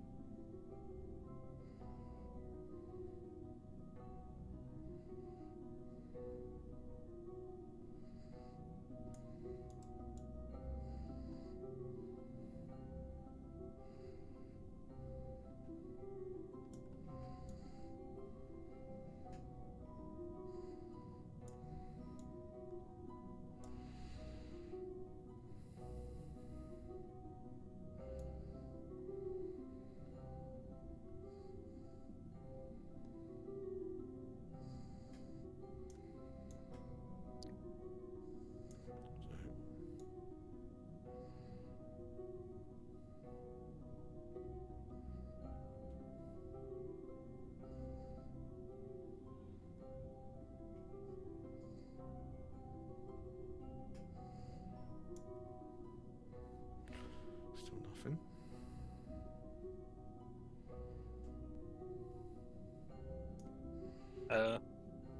Hold on. What? Go retrograde again. I'm sure you had an intercept very briefly, and it was just bang on Kerbin. Something pinged up. It was just retrograde you were pulling. If you pull anything else, it probably won't appear.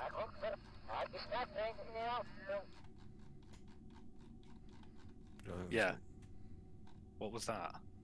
Oh, I'm trying to find it again.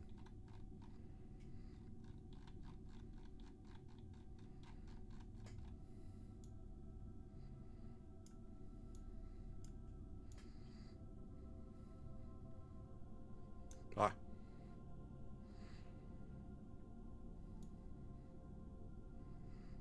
Ah, got it. Now do you understand what I was saying earlier? It may not show a closest approach, but it is there. Look how fucking skinny we are with Delta V, though, man. You know you got plenty. Alright, let's just get a focus view on Focus view, yeah. Focus view and get that down to 30 kilometers. that. Where is it? It's the blue one. The blue planet. Yeah, where's the line, though? Oh.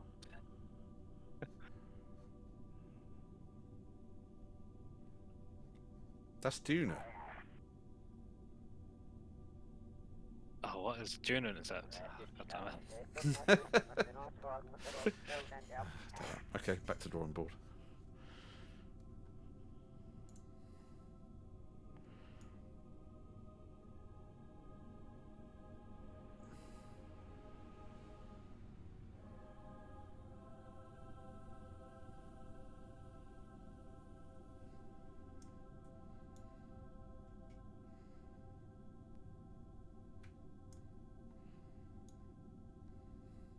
Let's just do a test. Make sure the P is bang on the yellow line.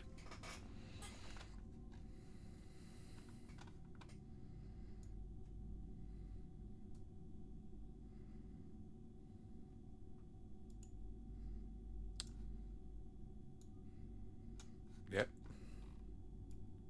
And now let's make another maneuver on the AN and fix the inclination and see if we're like crazily off right now.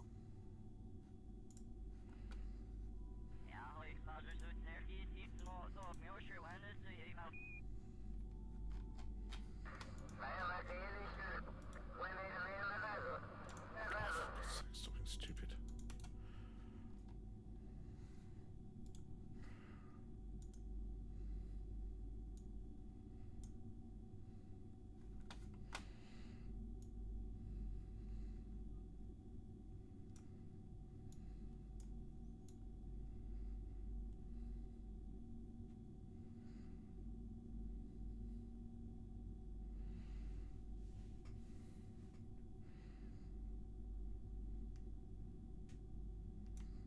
There.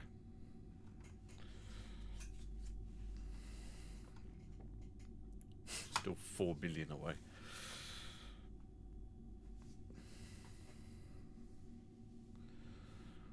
Right, now go back to that first maneuver and play with it.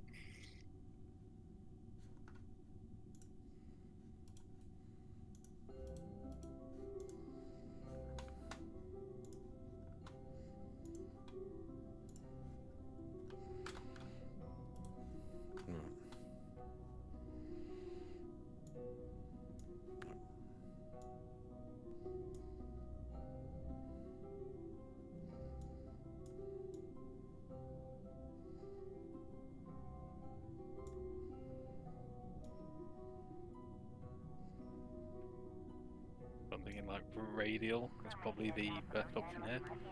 I've already got closest approach now of 921. Why is it red? Oh, it's Kerbal. Yeah. Was that an approach? Yeah, that's the full bore intercept. Ah.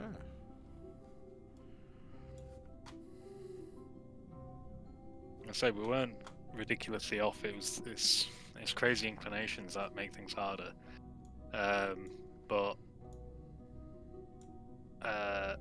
let's see how much that inclination would actually cost. So if you go to maneuver 2 and then the tab with the 4 black lines on it. 300 meters per second. So 300 plus 1500, we have got enough. Yeah, but I'm not quite there yet. No, but this maneuver doesn't mean anything. So delete maneuver 2 and then do maneuver 1, and then we're going to remake maneuver 2. Yeah. And we'll make sure that, because any small changes, if we can get this close based on the preliminary inclination change. You meant it will delete only- maneuver 1, didn't you? Not maneuver 2. No, I meant delete maneuver 2. Oh, I did. Okay. No, you deleted maneuver 1.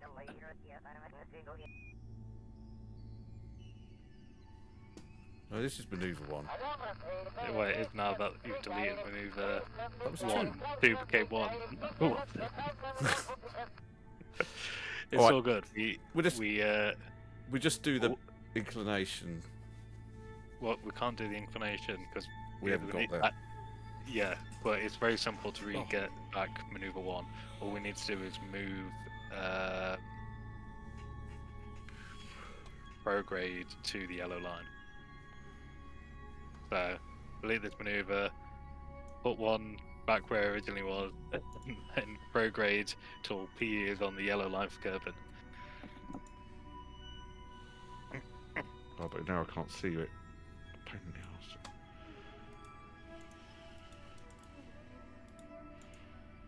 It's the apostrophe button to look back. Oh. Wasn't it?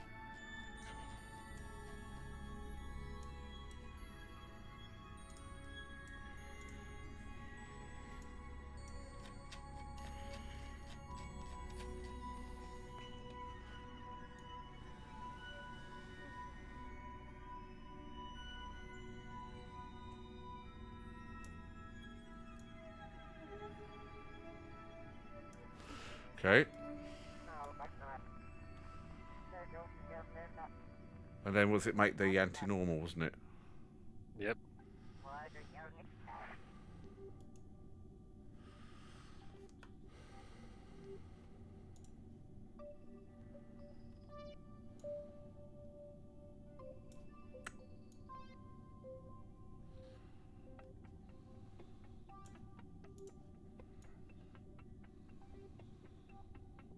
Well, it was a separate maneuver though, wasn't it? Yeah.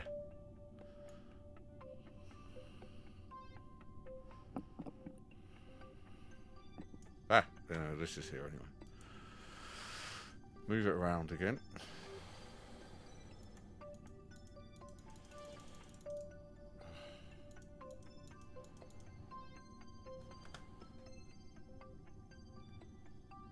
Ah, shit. Stuck.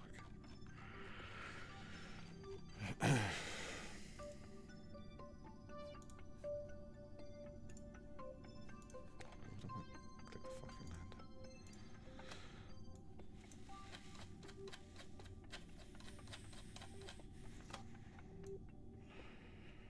Right, so get it over again. Yep. Right. Hi, Kelly. Then what we're doing. So my brain's just mushy. Same. So now you got the PE in the right spot. We're Yep. going to make a new maneuver on the ascending node, Yep. and we're going to change the inclination to 0.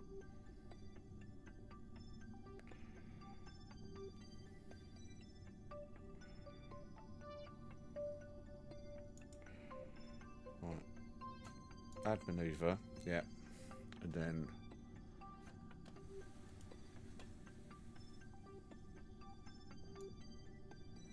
Wrong one. What's the wrong way?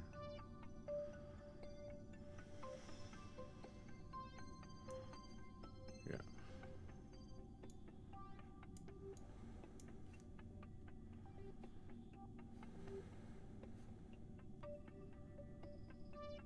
Alright, so that's on 0, yeah? Yep. And now we're going to go back to the original maneuver, Yeah. and we're going to play with it until we get a good intercept. And the first bit you should play with is the inner parts of the directional wheel thing. Right.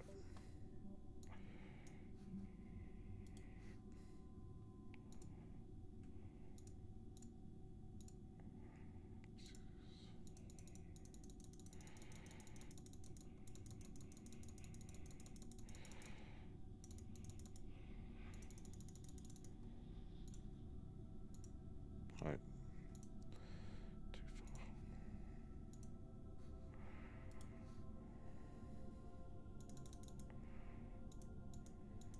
Right, there you go. Hey, thank you, Phonics142. Thank you very much. Right, it's still 12, something or other. Okay.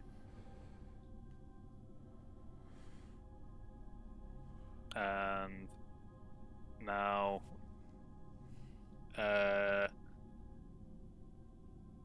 if we click on maneuver 2, Yeah. and then right click and delete it, we should get a new position for the Right. AN. And is this the one I did on the AN? Yes. Right, click. Delete. Okay. And now the AN should be in a totally different spot.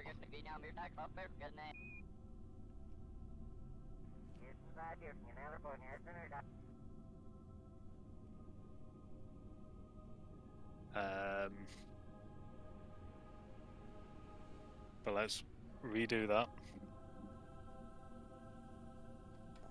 So what went wrong there? What with that original one? Yeah. Because we've changed the parameters of the first maneuver, the positioning for the second maneuver. This is why you can never rely on stacking maneuvers, because the moment you change anything in the path, then all the parameters for the original are out the window. But we're doing it this way because we're not Like, I can't guess in real time with me what has been in the past. Right. So sending node 0.1. Okay. So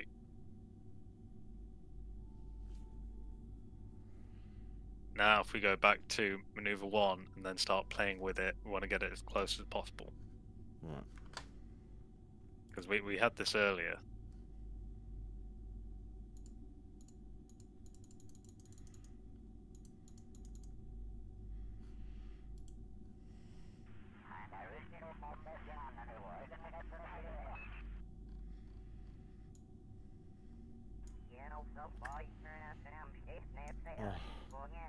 Just give it some prograde and then do that. Alright, hold on.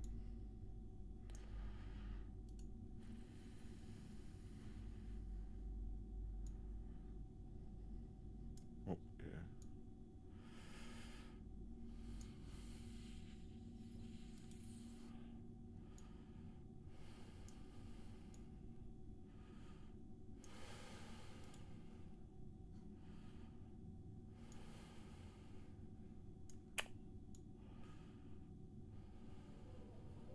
Alright.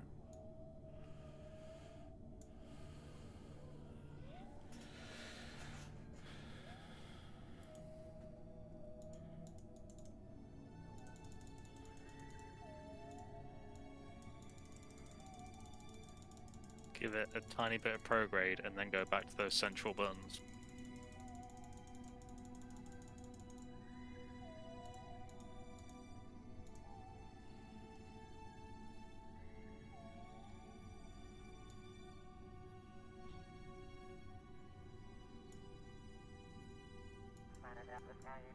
Because when you're hitting those central buttons, your PE's getting wider than Kerbin's orbit. By giving it prograde will lower the PE enough so that when you start hitting those central buttons, it will stay in the orbital line. I'm just not getting an intercept anymore. Yeah, because the PE is above Kerbin's line. It's where the extra bit of prograde will help.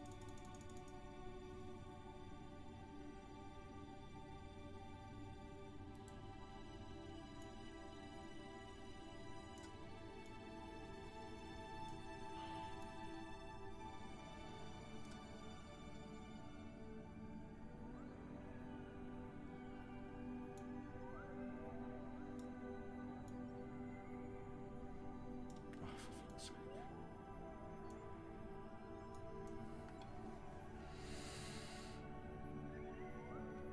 Oh, there you go. That's 9. Okay.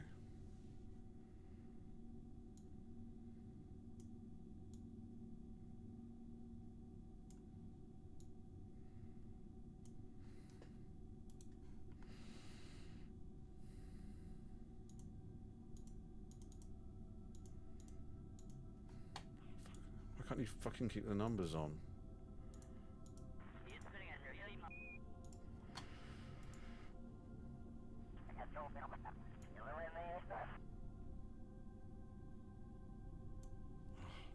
Now this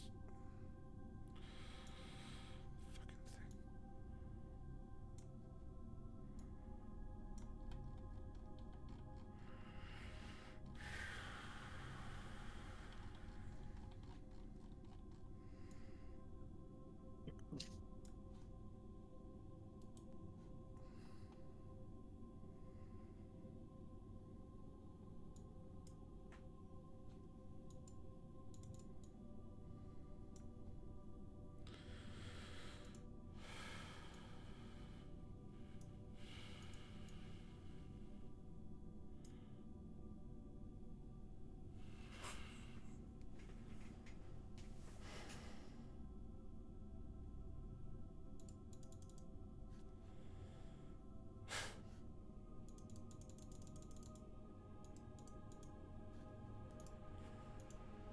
Was the save before you did the time warping for the transfer window? Yeah. To reload that save, Oh, my head hurts. I can tell, but this is doable. I know, but how long is it? Oh, oh.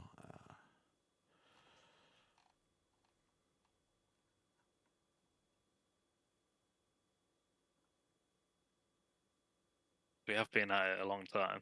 Maybe we do just need to have a break because this is doable.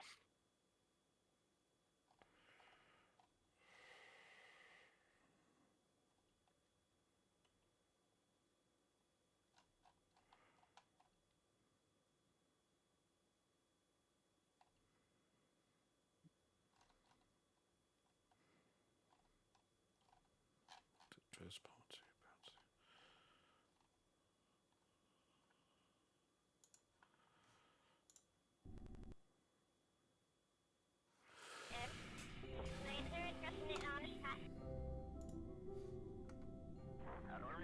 What? No, it's way back.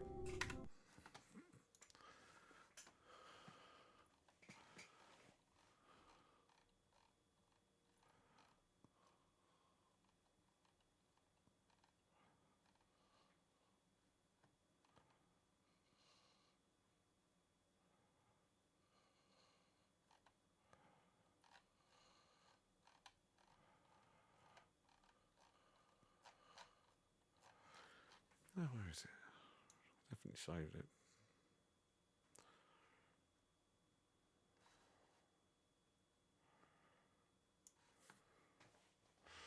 Is it science done? No, that's before we went up. I think it might be the rendezvous bit, actually.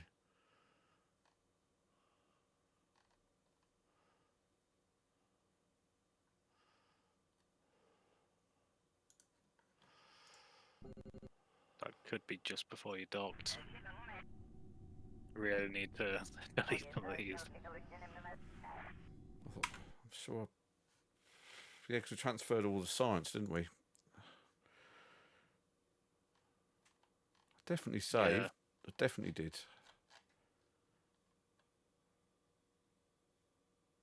Yeah, it's that one. Doctor Command. 51357.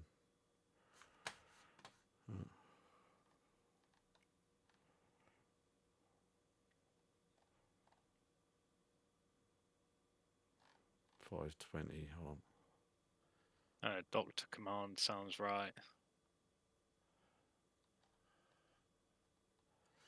Yeah. It's a year later. Oh, than- Dres has 2 dots. Oh, and sides. Done. Hold on. Well, there's another one.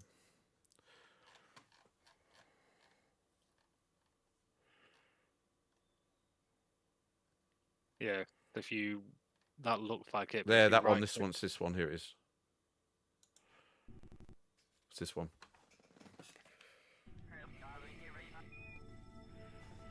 Yeah. Okay.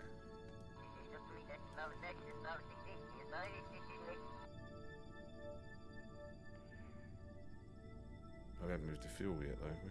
No. Typical.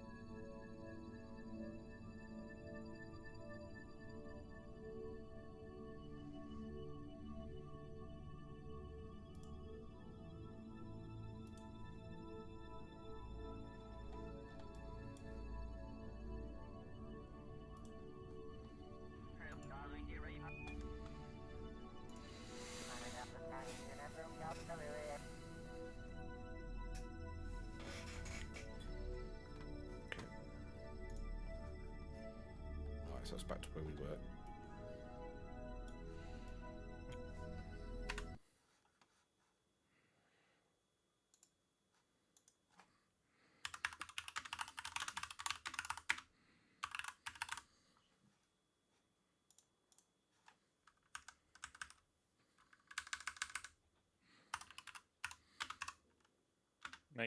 Make the save name stand out. Well, I'm calling all of these Dres Part 2 so I don't get them mixed up with everything. Oh, But I'm thinking we leave this till next time. Probably be early next week. oh really? But you seem drained. I know, I just want it... It's just like, fuck's sake, I just want it happened.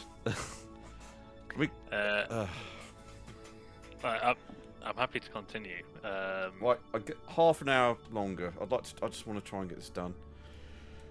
It's Okay, so difficult. My idea is, because we've got 0 time warp in here right now, make the maneuver where it should be until the your PE hits Kerbal's orbital line. Yeah. And then we're going to change inclination at the inclination point on a second maneuver. And then the distance between the intercepts, that's how far we know we need to warp. Well. I'm just trying to review the last time I did this mission, so I've seen some pictures. And I did it with Dres, with Kerbal behind me. Kerbal behind you? Yeah, and I'm looking at the KSP Olex Piz, and that is the other way around, it's in front. And I'm wondering if there's an error. Well, so Kerbal was behind the sun, the other side? I'll send you the picture of me Go on. doing the maneuver.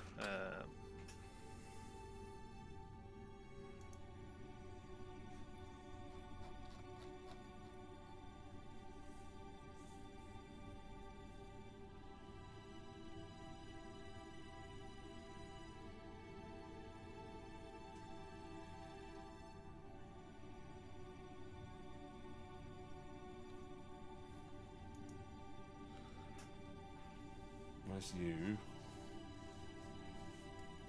Well, Kerbal's kind of down the bottom. Yeah, it's like 30 degrees behind, not 30 degrees in front. And where's... Okay, let's try that then. If it worked for you. Yeah. Or maybe it's a mistake. Because every time we time warped, it seemed like the gap was getting further apart. And that's what was throwing me. I thought, have we misread the site? But I went back on the site, and the site says Kerbal in front. So I don't normally look at the site as I'm playing the game. I just go for things and work it out as I'm doing it. Right, that's all that happens.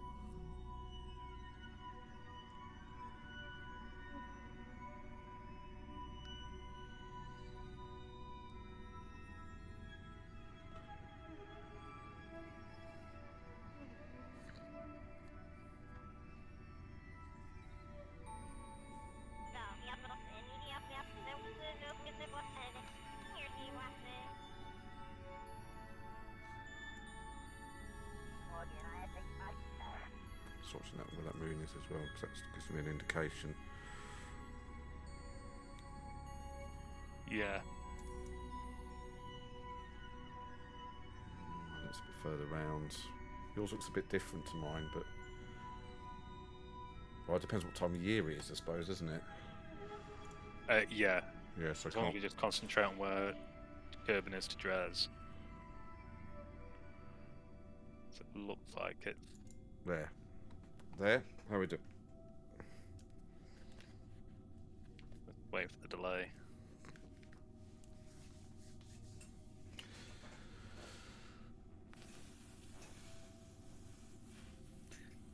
Probably a bit more than that, but it may be worth trying it now Just to see. Yeah. before we go too far. I'll refresh the stream as well, see if that. I don't know why I get such a delay. It's definitely not my internet.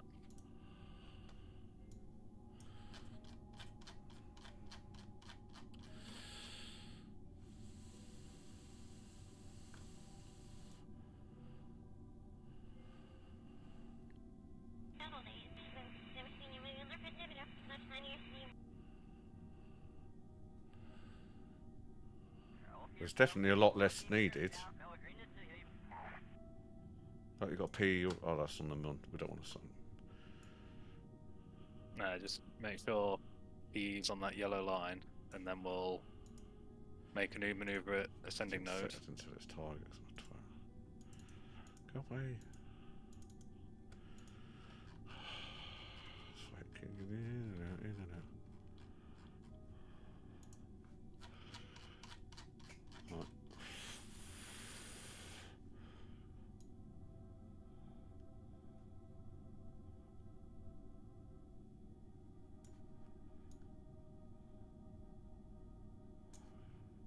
Right.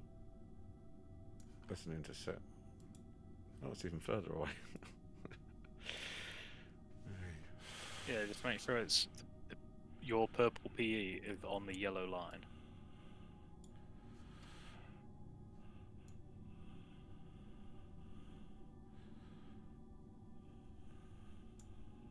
Right.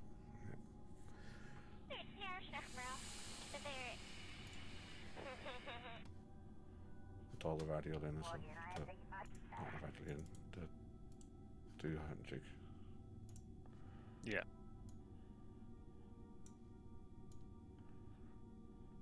Remember, yeah, new maneuver for it.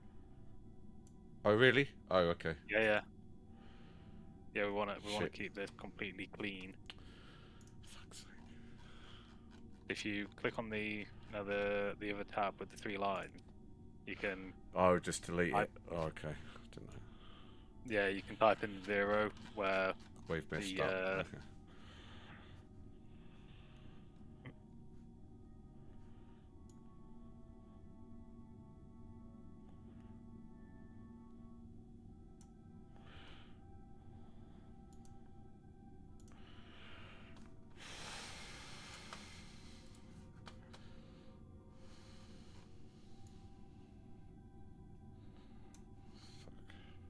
it needs to be on the AN, not the DN.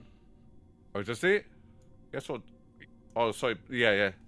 Yeah, because if not, it's past you. Yeah, I'm You on the just deer. drag it round. I'm just clicking to read the values. Yeah, no, you want it on the other marker. Oh, I see. Yeah, because this is after you've gone past that other change. There we go. 0. We've got an intercept. It's fucking miles away. Yeah, if you moved the maneuver yet though. Not yet. Because that will change where the intercept is.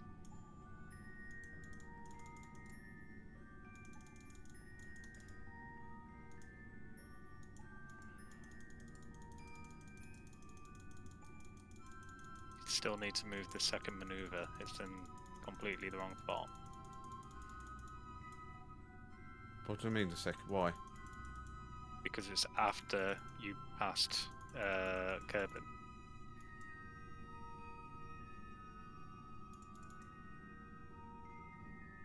Like you'll hit the AN before you hit the DN.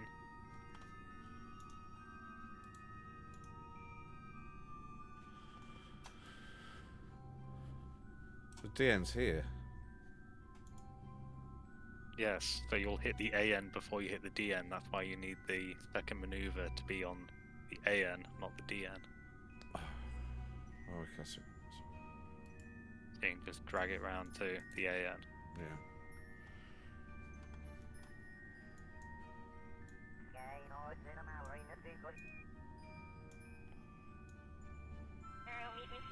And now if you go to the 3 tabs, you can delete what's in the normal, anti-normal, and then do it to the right number.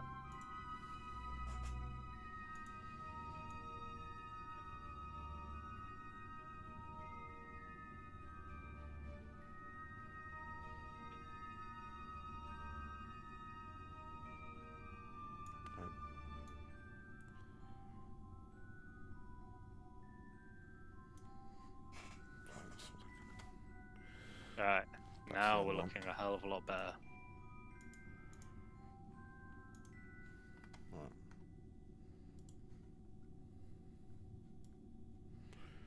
So now if we go to maneuver 1 and adjust that so it is actually an intercept.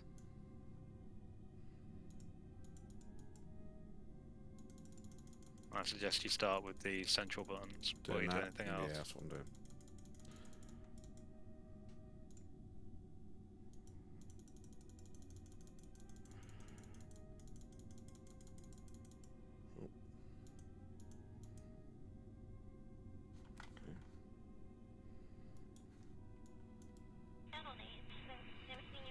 Closest approach, is it? So what else have we got?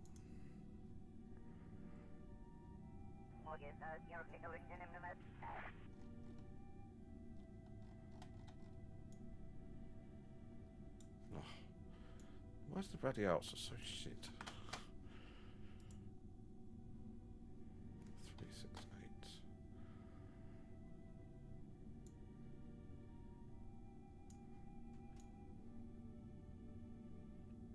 Did you play with prograde and retrograde first? That's what I'm doing. Nice.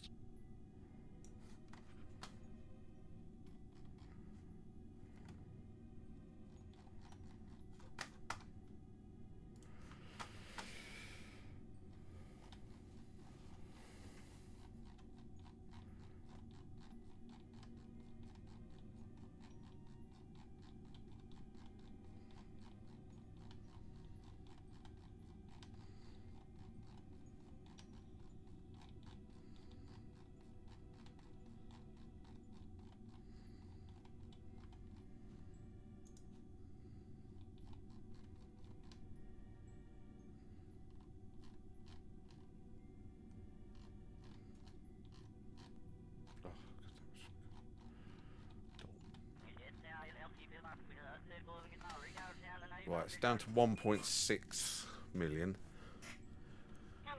Okay.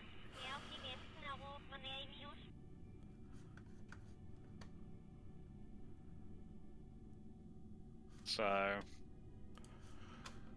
think about this. I'm just working the buttons again, hold on. I say if you tried the central ones again. Yeah, I'm doing it again. Nice.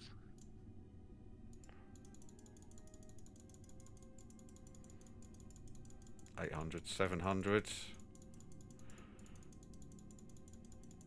$300. Closest approach. Right, we've got a. What are we at?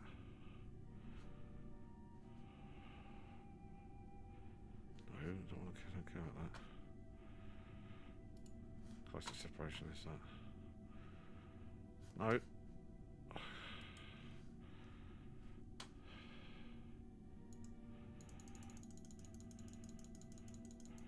Oh, almost got on.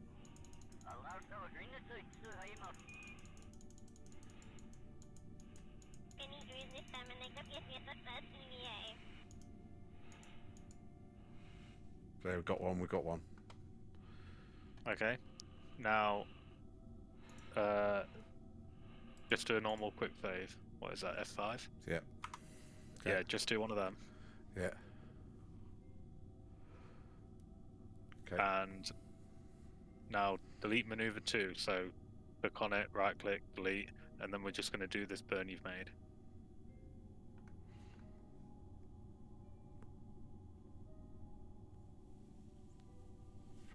Right, maneuver 2's the one not around. Yeah, it's the one that's Inclination. just doing inclination. Yeah. Right. Double check that. Yeah. Okay, I can delete that one. Delete. Okay. Okay, now we're gonna do maneuver 1. Right.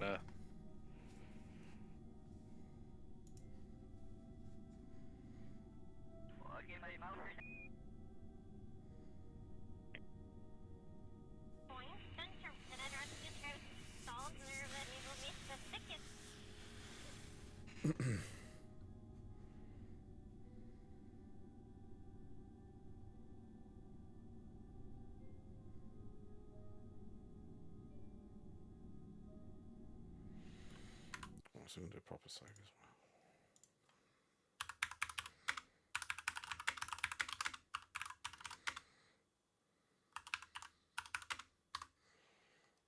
well. Right. Okay.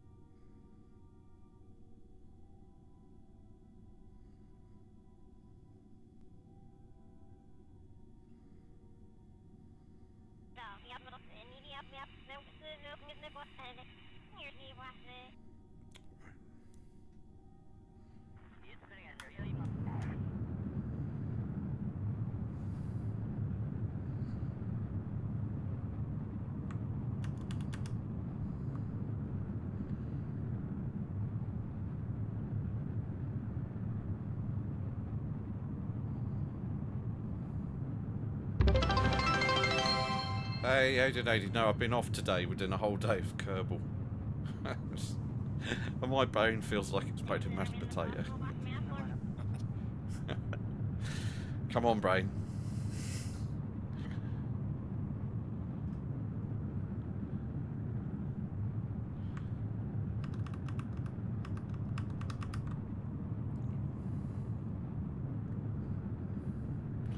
It's just these missions take so long that I end up having, it just takes too long for a session at night because I don't get much time. Just like bugger it, I'm gonna have a day off and do it. 3, 2, 9, 8, 4, right, 3, 2, 1. Yeah, that'll do. Right, that's done. Okay, now we're gonna make a new node at the offending node. Yeah. So what we're doing is we're trying to come back from a difficult planet. Get that right. So I'll do that.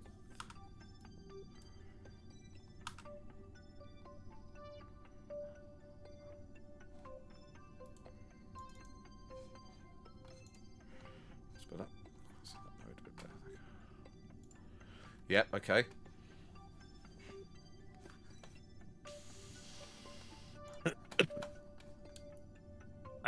And yeah, we're going to make the inclination 0, and then we're going to start playing with the prograde and all that, and try and get the intercept at that point.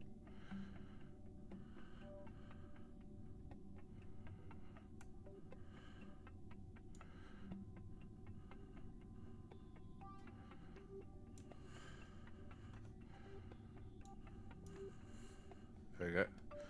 That's at 0. Okay, so focus view on Kerbin.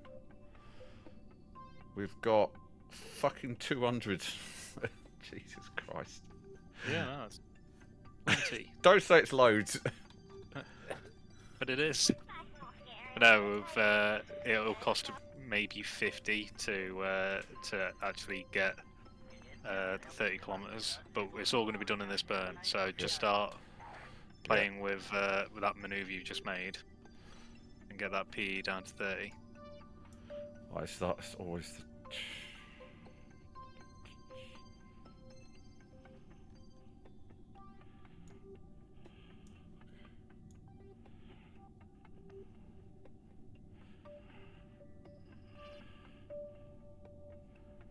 Right, so we're just trying to...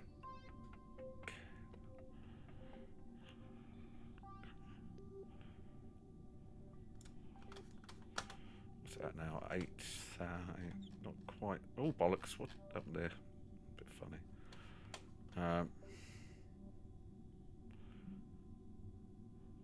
Which ones I doing? This one? 7. That's 7. It looks like you need inclination. Oh, Normal and anti-normal. yeah. Ooh, bugger. What's that now? Still quite far away. Okay.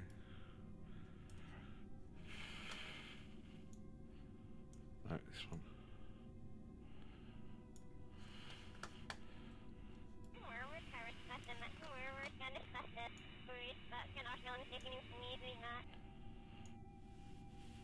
Fuck.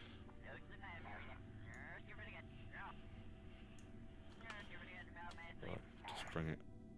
There you go. Right, let's have a look. Right, pen that in. No, that one. I want to see that.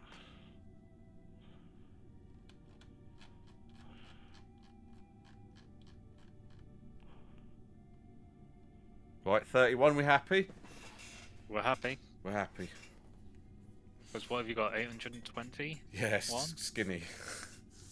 That's perfect. Right. So, There's... warp to next maneuver. Yeah.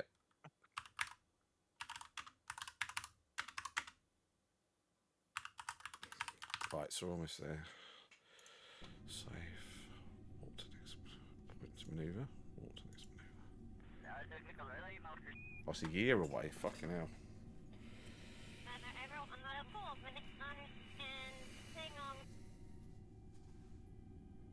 Oh.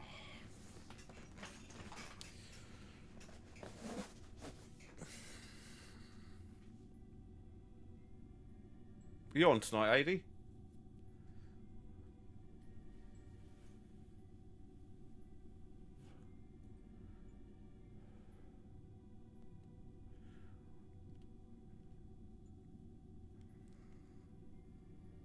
Still there, he's gone.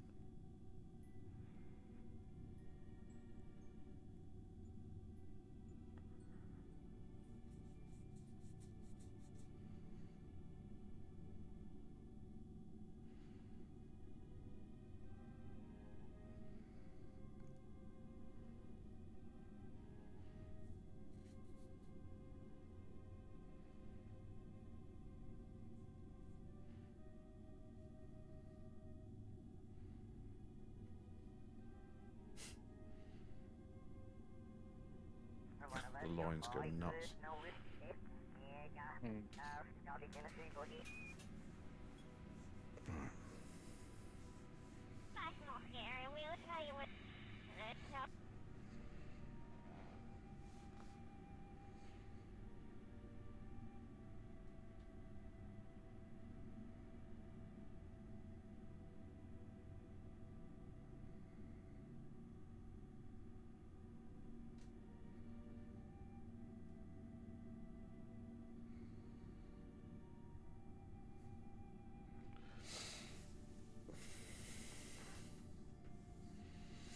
So why on earth was the website so badly wrong?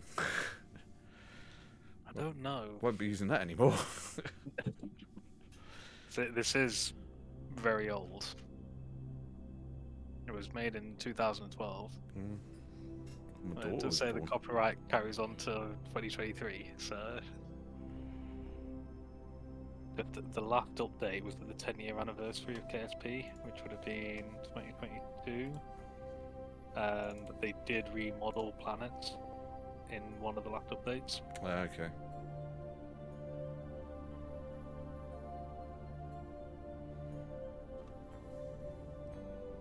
But if you ever hate yourself and decide to go to Moho, you'll understand how hard it is to transfer to something that spins so fast. And when you're all the way out at Dres, Kerbal spins very fast in comparison. Yeah, lots of people are like, don't go to Moho. Yeah, just don't go. And what's wrong with VE? Just loads of delve. It's 4 times the air pressure and twice the gravity. Oh wow, that'll certainly bring you down really hot and hard. Yeah, like it doesn't cost anything to land. You just need lots of parachutes and heat shielding to get through the atmosphere. But to take off, you need 3 times as much as getting off Kerbal. Fucking hell. But because of the extra gravity, you need to have an asparagus stage lander with like 12 engines. And it's getting that balance. It's nuts. Yeah.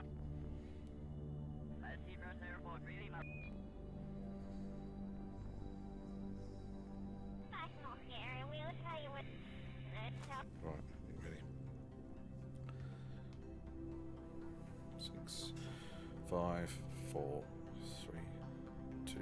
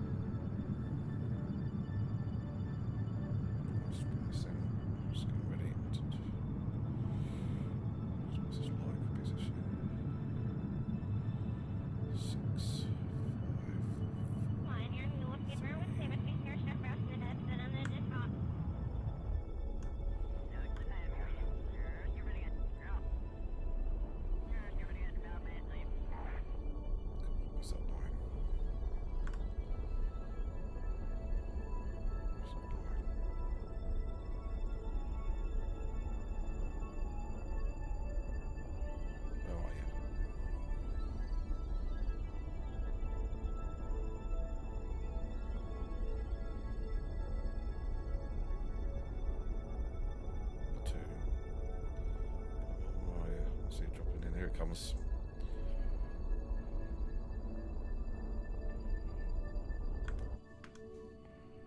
Oh. Yeah, there you go.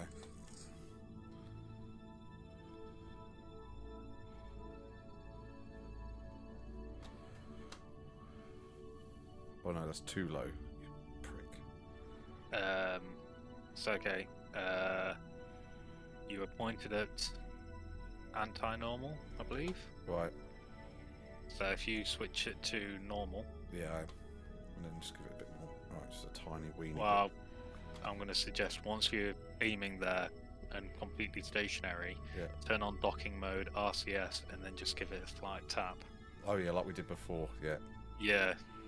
It's just RCS will knock you out of position, so wait till you're perfectly motionless, and then do it, and then turn RCS off straight away.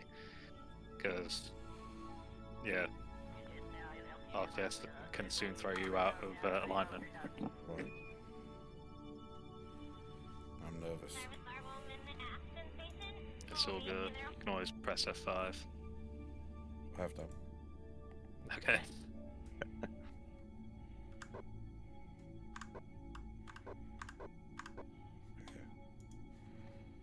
Done. Yep. That's a nice 30. Oh, fucking hell. Dres, return.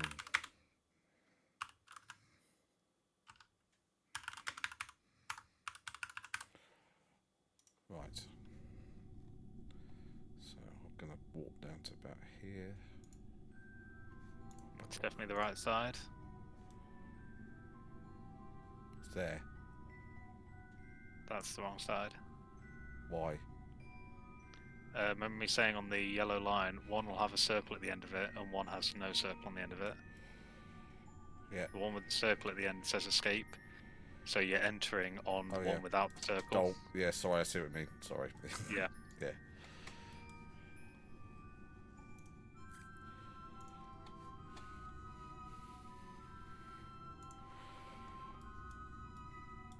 I'm gonna put those in.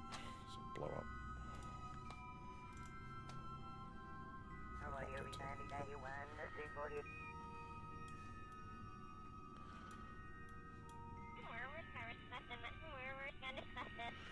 No, my luck is doing something stupid like the science bit will all catch fire and burn off. No, we've got this in the bag now. I feel confident enough to say that. Right, let's put the thingies away. Right, say goodbye to our stages. Pray we've got a heat shield. I can see a heat shield, so I think we're alright. Right, stop moving now.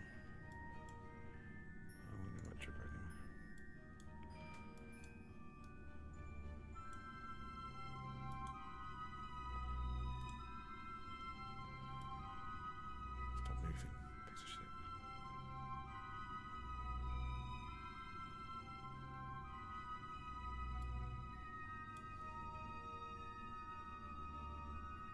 Do I need to... Am I okay to dump now, the rear?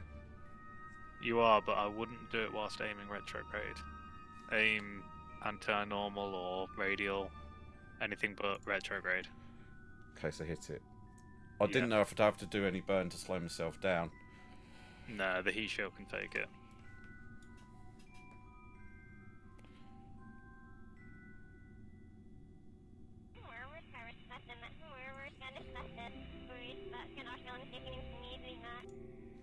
So I did put it on hard difficulty with the extra bits on hard on my career playthrough, and yeah, doing overflows. But on normal, heat shield to take all of it.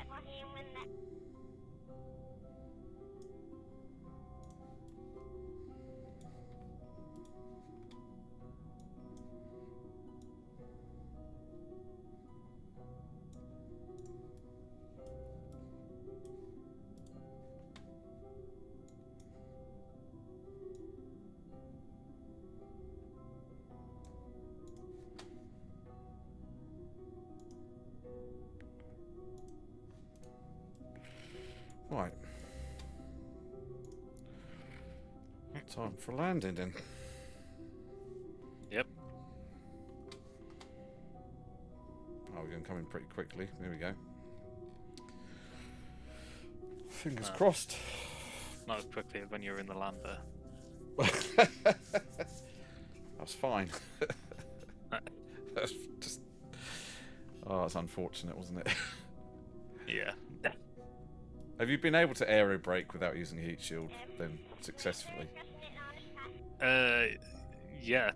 I did have a radiator on though. It's when I went to the moon and back with a craft that weighed 10 tons in total. One of the KSP challenges. Yeah, I had no command pod. He was just strapped to a chair with a radiator on the bottom on the way back. Really? Yeah, and then he had to jump off and use the parachute. There is a YouTube channel called, I think, Bill Wiston, and the thing he does is crazy. Like, going to Juno and back and landing with something that weighs 2 tons in total. Crazy. The way he talks and work things out, I think he is an actual rocket scientist.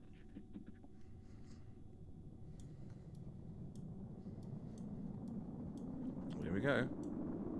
Yeah, I think the lander was coming in at like 5,000 meters Yeah, per it was. second. Yeah.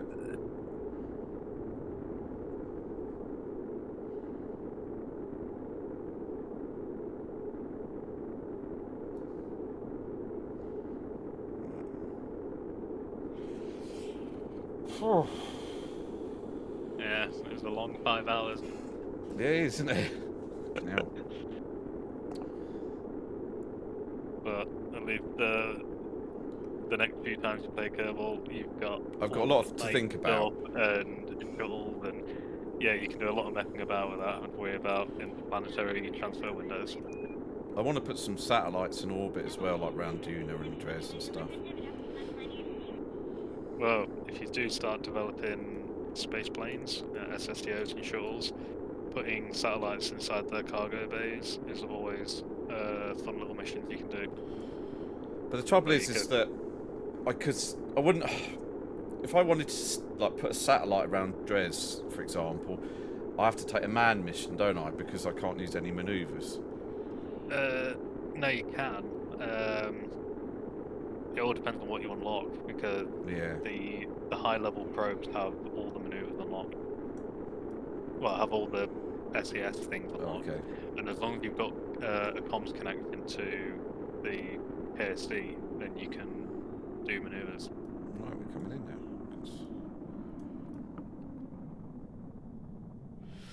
Through the atmosphere. Just coming back in now. Through the thick part. Yeah. But yeah, it's pilots have the innate ability to get a pencil and paper out and work out a maneuver. Yet scientists and engineers can't do that. No. But when they've got a connection to the Kerbal Space Center, then they tell them how to do it. That's the thinking behind it. Mm.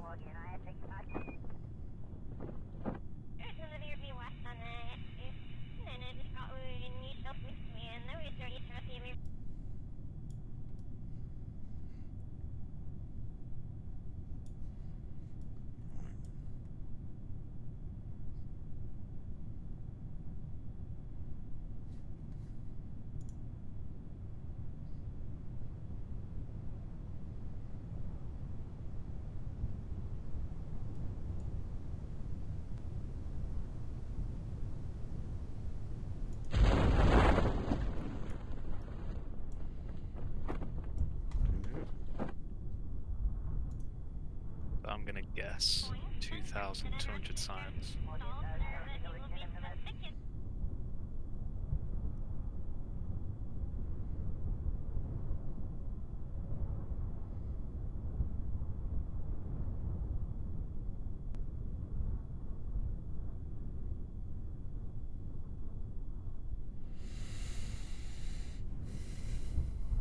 So what's the next target that's not Moore or Eve?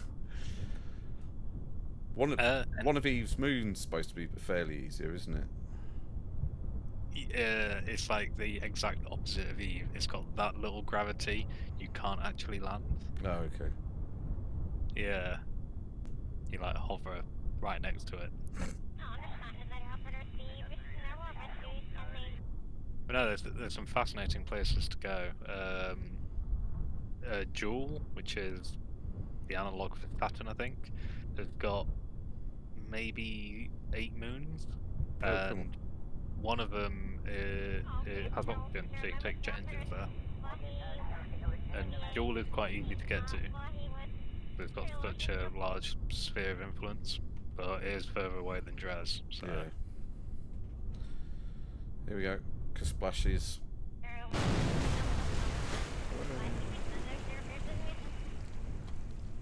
Right. Cover vehicle.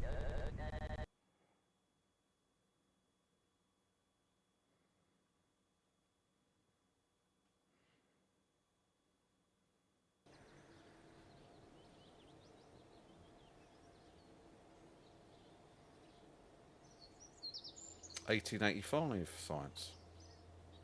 Yeah, respectable. Right, what can we go and waste that on? Right.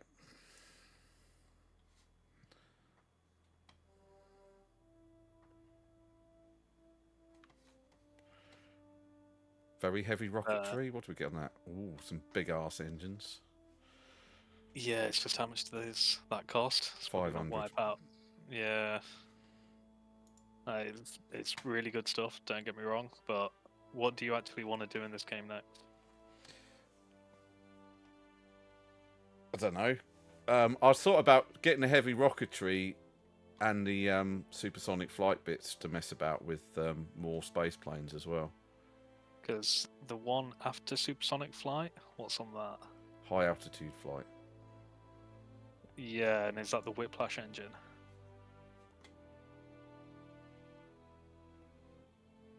Service module. No, it's all look like micro propellant. Cargo bay.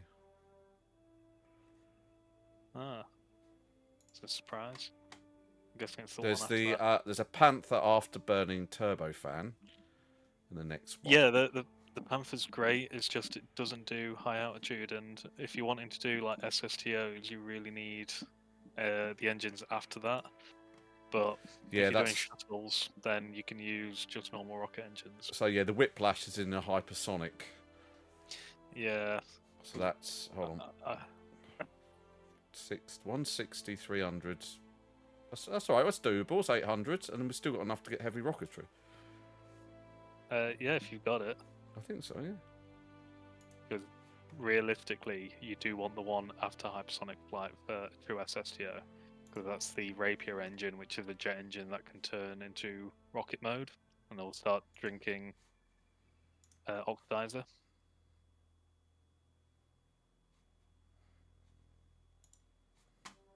But it's not necessary. It's only if you are really wanting to go down the SSTO route.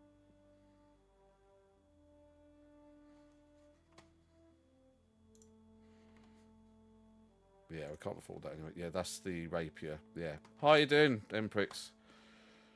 So what else? We could also got automation.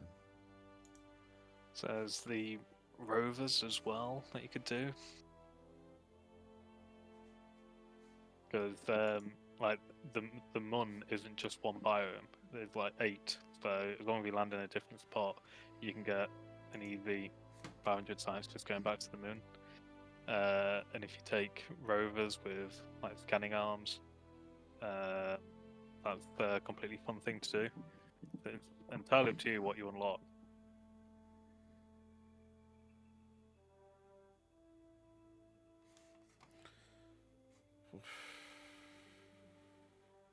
Fuck.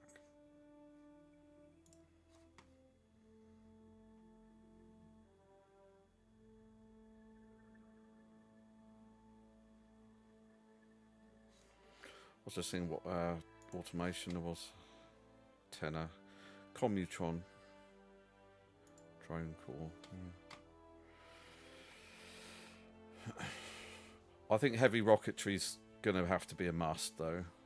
And then I can get some of these other ones. Advanced aerodynamics. Well, underneath heavy rocketry, what's that? Is High that large performance fuel fuel tank? systems. Yeah, that's an option as well, but heavy rocketry is really good. Yeah. So if you want to do it, go for it. I think we're doing it. Right, so I can still get... I've got advanced landing as well, so it gives me better struts and things. And landing gear, because I've only got shitty ones on there at the moment. Yeah. Well, if you get what's it called, advanced landing, can you get the one above it as well? Which is... No. I'm just short. I can get the advanced aerodynamics or actuators, though. Yeah, that's what I meant. The Advanced aerodynamics. yeah, with you having so many plane parts, it's probably worth going for. Ooh, turboshaft engine. Ooh. Yeah, for making helicopters. Ooh. Yeah, but don't ask me how to do it. I don't know. Well, something you don't know. Yeah, I've played with it. Like you obviously remember Airwolf. Oh, I remember Airwolf, yeah. Yeah, I've Sorry, always wanted to Emprix. make Kerbal in this game, and I've never been able to do it. Well, like a Like rocket powered. Yeah, a helicopter that can go at Mach 1. other people have managed it, but learning the robotics in this game's like learning a whole new game, and I've just not had the time. Sorry, Empress. But We're just finishing. We've done like almost 5 hours, and it really got very, very complicated. yeah, My head hurt very much. So let's just see what. like an hour we wasted on having Dres in the wrong transfer window because of that website. I am paying attention, cheeky fuck. That's a big one. Let's just often see what we've got on the engine front. Why are these all dulled out now? Cannot be first part. Oh, because I haven't put a part. Oh, wow. Idiot, hold on.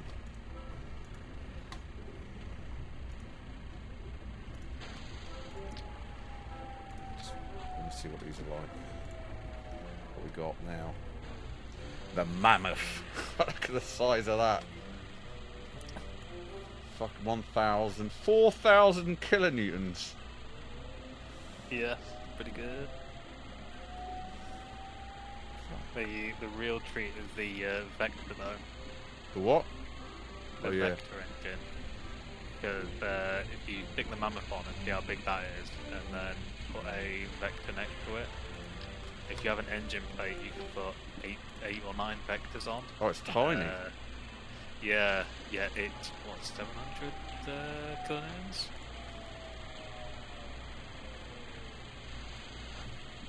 So Massive. quick maths. Vector engine's 700 kilonewtons on a engine plate with 9 engines. That's 6,300 kilonewtons of force. So the Vector is the true daddy. And there's also a new engine that got added that you've got. It's near the top. I think it's 4th row, first column. I can't remember what it's called. Hyperdyne Mastodon.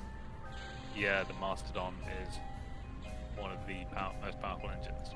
Again, you can put that on in a radial set, and that's 1,300 kilonewtons. It's only just below the mainsail, isn't it?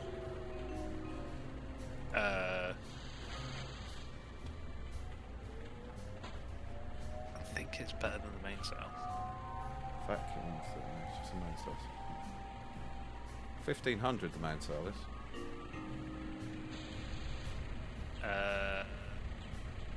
Alright, I always thought it was more. Surprise. It's only slightly. It was added for the Making History DLC, so it's one that would have been on the bottom of the Fat 5. Okay. And I think the one next to it is Space Flight. So it's the Poodle but for bigger craft. So you don't get those, what was it, 15-minute burn you did earlier?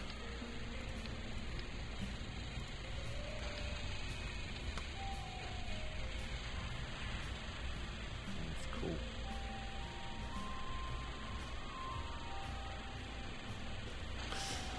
It's amazing.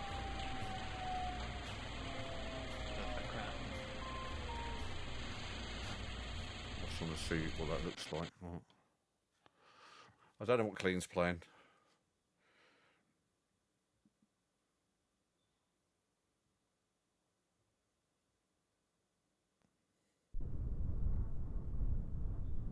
I just want to see how powerful this is.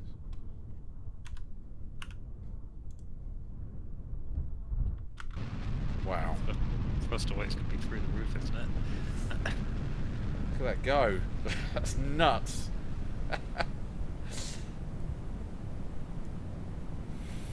Friggin' hell.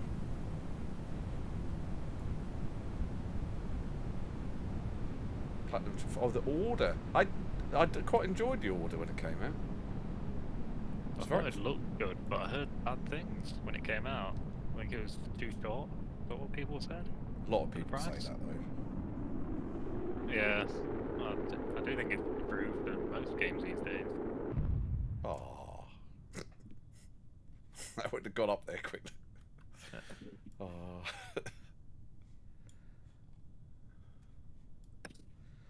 Right, okay, let's call it then. Oh, Yeah, I need to go for a walk. yeah. I normally sit down this long. No.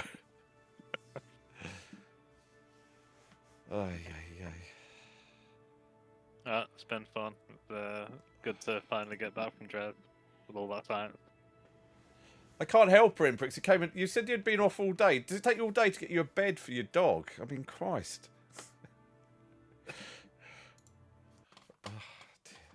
Thanks, Keith. Thanks for No giving up worries. some of your day, or most of your day. It's alright. All right, cheers, mate. Fuck all to do. Yeah. Take it easy. Yeah, you too, mate. Thanks. Thanks again. Cheers. See you later. Right. I said I'm going for a walk because I've sat down. It's been 5 hours with a small break in the middle. I did break for lunch. We did. We broke for lunch. And then we came back at 1 o'clock, as I said. And now my head hurts. So I want to go and... I can't look at anything to do with rockets ever again for a while. Oh.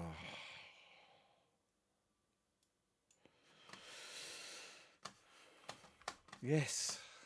We had a break. We had a 1 hour break. Well, less than that. And then we came back.